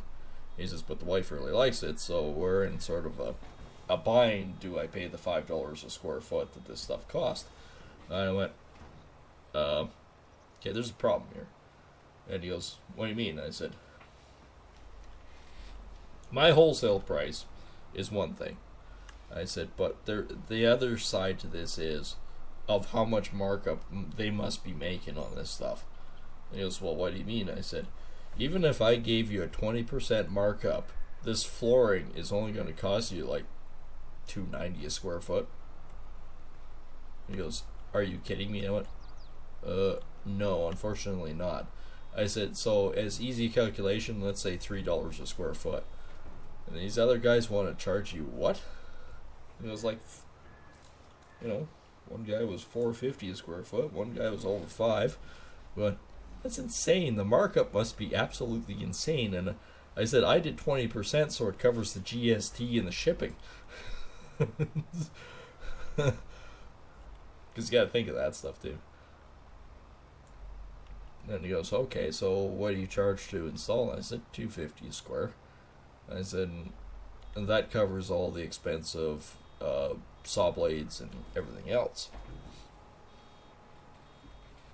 I said, so $2.50 covers all that. And he goes, oh, well, that's actually really not bad. He says, what about removal? He says, got an old carpet in the living room and dining room. That's why I want to do it. And I said, well, how old's the carpet? And he says, oh, 40 years or so. And I said, all right, well, I'll charge you 50 cents a square foot for removal of that and cleaning. He goes, cleaning? I went, I'll think of it like this. The backing on that old carpet is just going to be absolutely disgusting.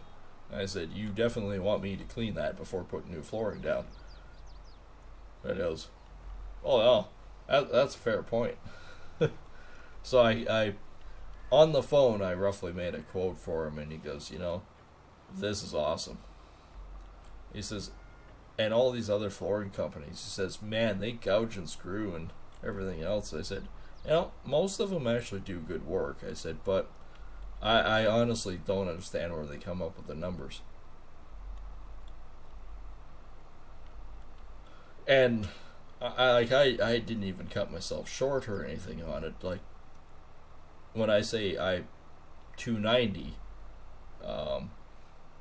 my wholesale price was $2.33. but that doesn't have GST, that doesn't have the extra amount.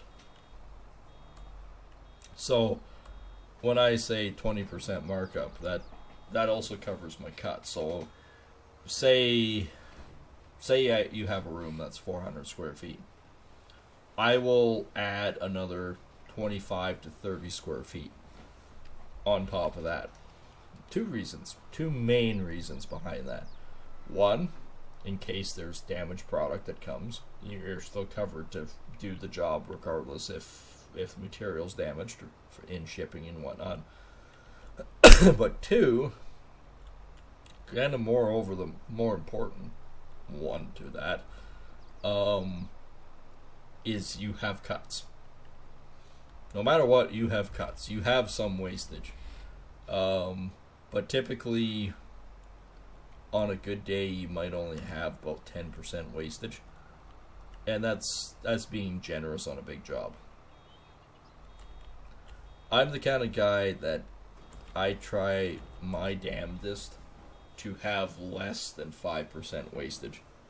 Most contractors, 20%. Minimum 20% wastage. Which drives me insane.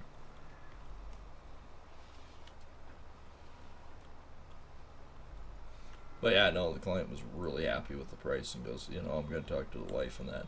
Says, what kind of lead time do you do and how do you do it? And I said, okay, so what I do is I buy the material up front.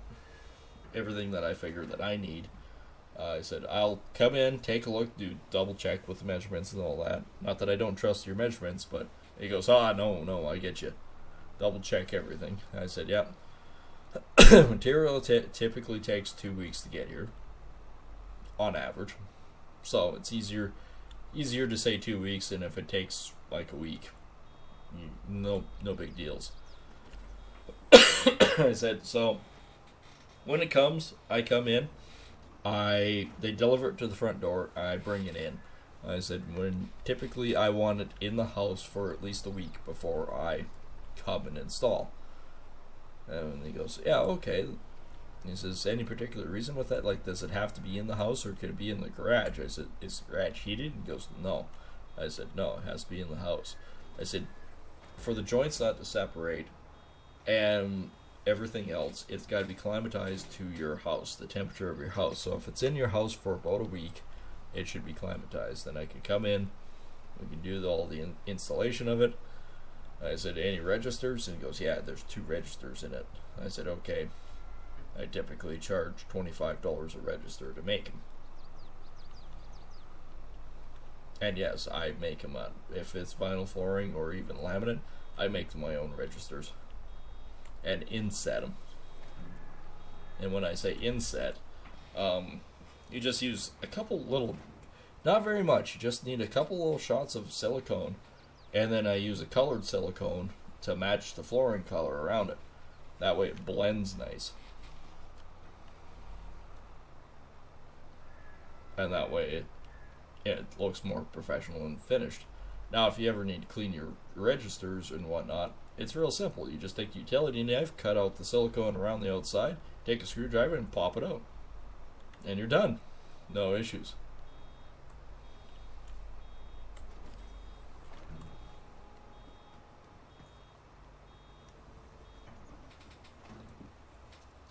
And the client says, well, there's one guy in town that said, no worries, we'll order it. Within a week, we'll have it, we'll bring it out. And we'll get her installed for you. I went, no, that's insane if he can do it in less than a week.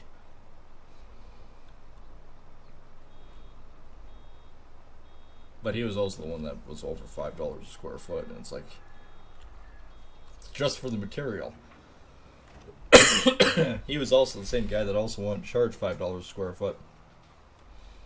And he says, now why are they charging that much? I said, the only thing I can think of is, man, their showroom must be expensive. He just started laughing and went, it's the only thing I can think of.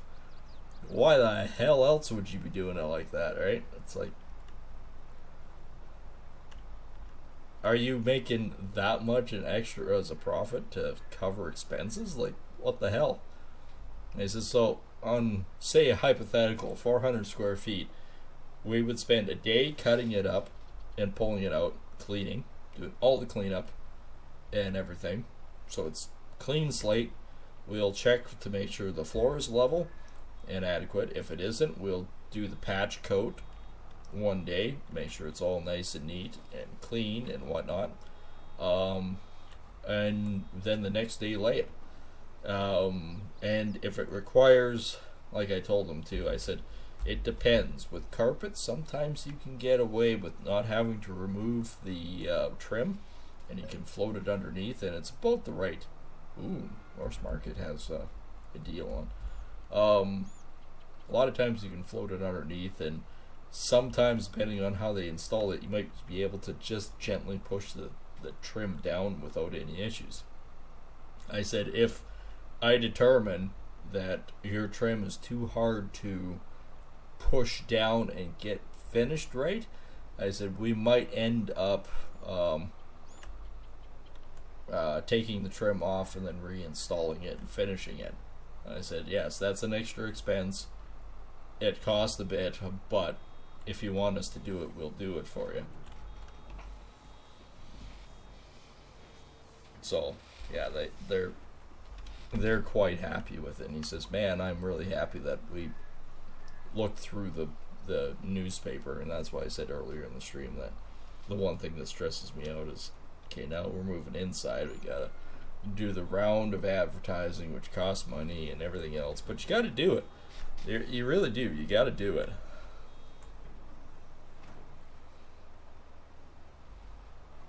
Or I do it anyways. I know the newspaper company's happy with me doing it. Of course, I know the owner quite well, and I know the publisher quite well too.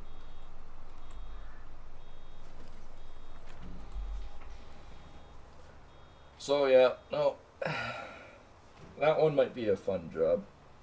I know we've got 3 flooring jobs lined up. The biggest one is actually a 2,500 square foot house to do and refinish the trim. So that will take time.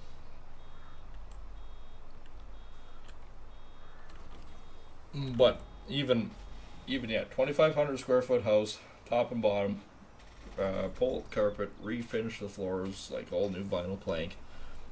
Week and a half. It doesn't take that long to do it.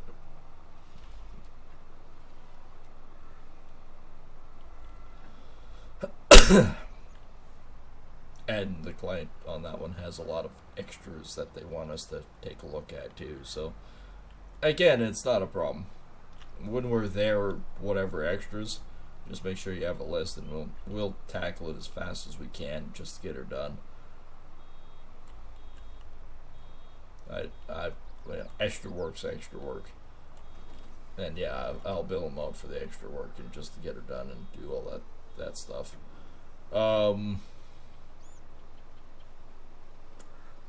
Then we have one of them that's about 1,200 square foot, which is not the whole upstairs, just the kitchen, hallway, and 2 bedrooms. Well, that's a good sized job. That one I figured about 4 days we should have that one done.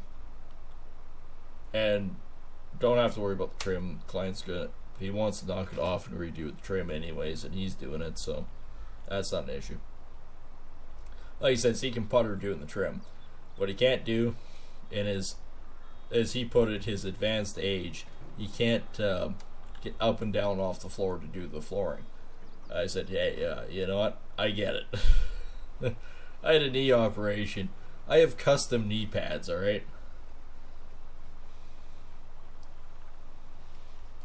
I'm the guy that's always on the floor, too. I'm the guy that does the major install.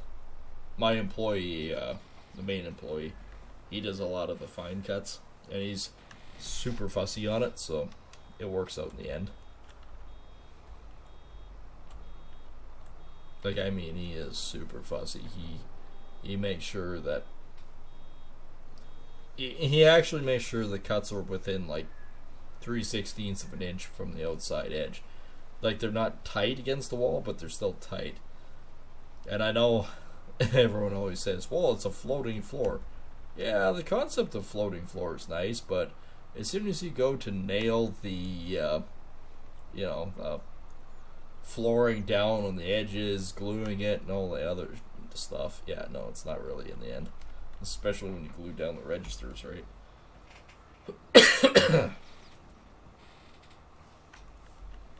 And then we have another flooring job that's actually not that big. It's only a 12 by 10 bedroom.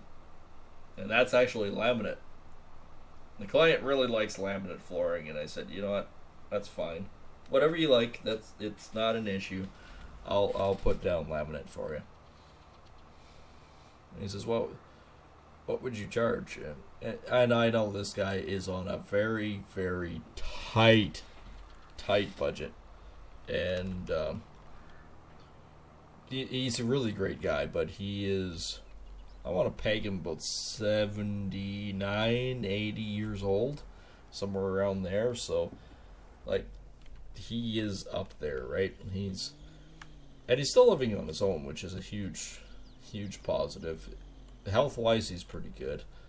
But like he says, as an old carpenter, he just can't get up and down anymore either, right? So I said, well, I tell you what, if you can move most of the stuff out of the way, leave the bed and the dresser, we can deal with that.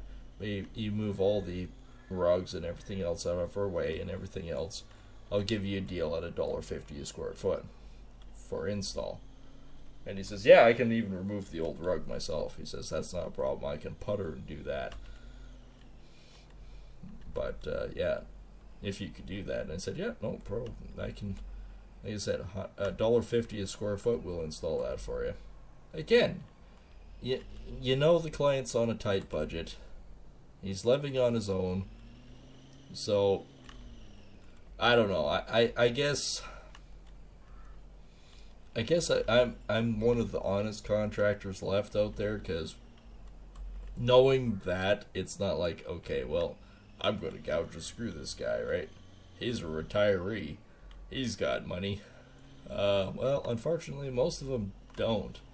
So, they're all on a tight budget. But his biggest concern is it's getting harder for him to clean the carpet, and the dust and everything bothers him, so he's thinking, okay, it might be cleaner and easier with the laminate, which it is. Absolutely, 100% it is. So I said, yeah, no problem, we can do that for you.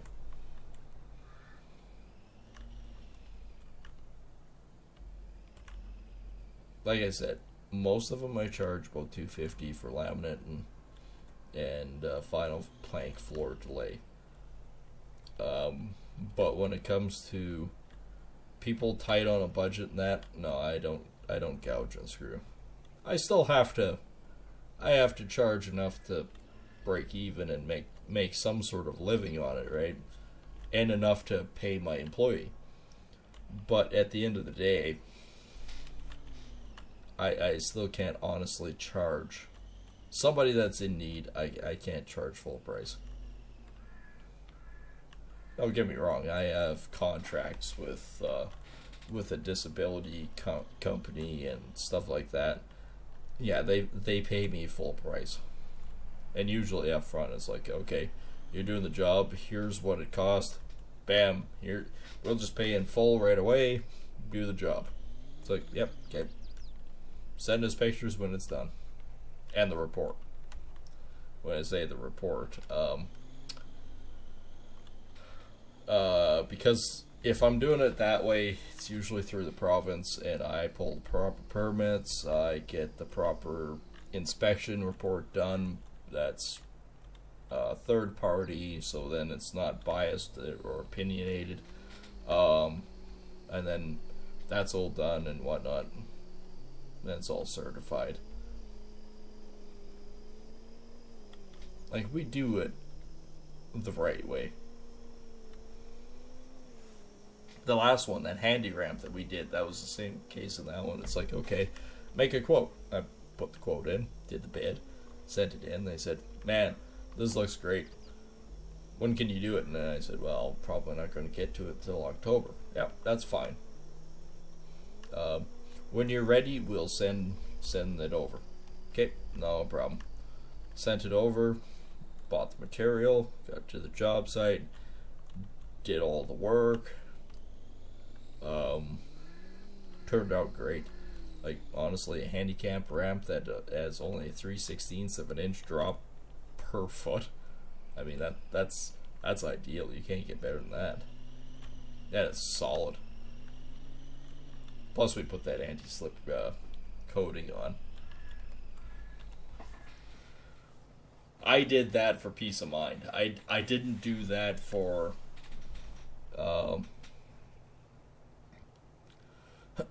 I didn't do that to make extra cash. Ooh, 235,000. Yep, that was worth it. I didn't do that job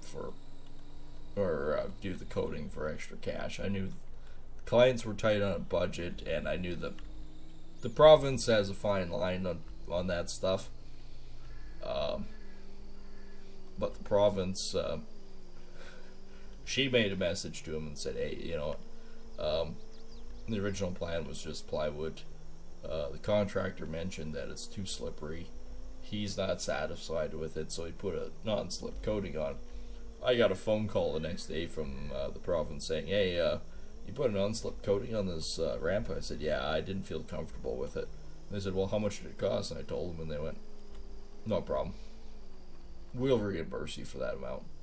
I said, really? And they said, yeah, no issues.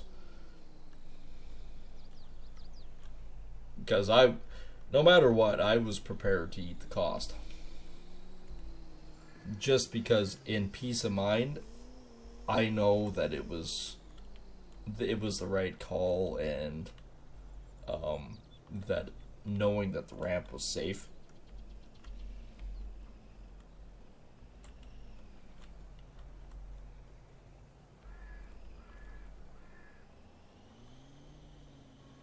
But I don't know. I'm like that too. If it's something like that, it's like, you know what?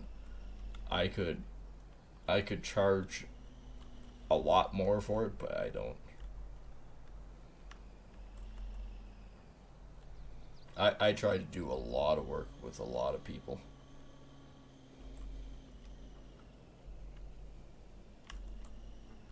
Alright, you know what?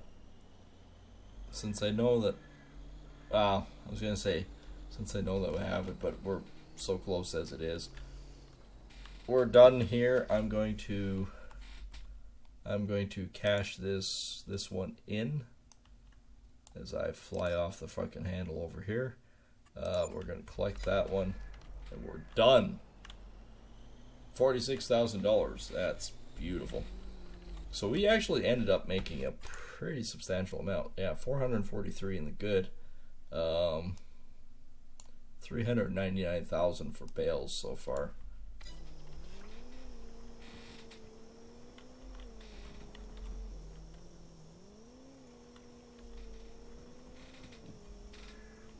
Like I said, that's not bad. I'm happy over that. Means we're actually fairly close to buying a tractor. Like I said, I was torn before, and I'm pardon me. I'm not going to do it. I'm not going to sell my other one.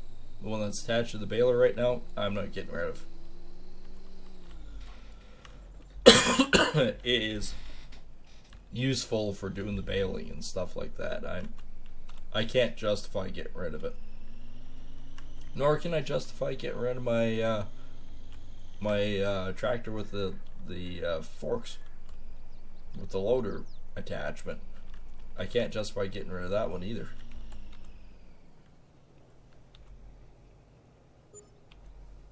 Oh, there's an extra 78,000.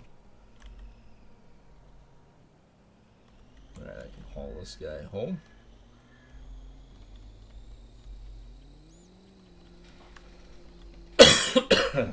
And I think I might actually choke to death. I might actually end the stream here tonight. as I apparently am coughing and hacking more, which is not great for you guys. I apologize for the extra noise that might be for on the microphone there. I'm trying to keep a distance from the microphone so it's not maybe as bad. Hopefully I get better here in the next few days. Of course, I'm going to try to do the stream tomorrow with Assassin's Creed again with a new game. So be sure to check that out. And hopefully that'll be around 8 p.m. Mountain Standard Time. Nope, they're still not done. Anyways, like I said, that's going to be it for me tonight. You know, when you get a tickle, you get a tickle. I think I might go have a cup of tea is what I might do. I always find a cup of tea helps relieve a lot of that. Anyways, I do appreciate everyone coming out and watching and having fun and whatnot. And yeah, if you want to hit that subscribe button if you're new here and whatnot, greatly appreciate it. It helps us. And of course, you can do that underneath the video. And of course, you can smack that little Huskarl on the backside of the head and he pops out a button. It's quite magical. And he actually deserves it because I swear he shit the bed. It smells horrible in around here. Anyways, besides that, make sure to hit the like button, share, and of course the notification bell so you know when we go live and new content comes out. And yeah, we will catch you on the next one. Take care, everyone, and thanks for joining.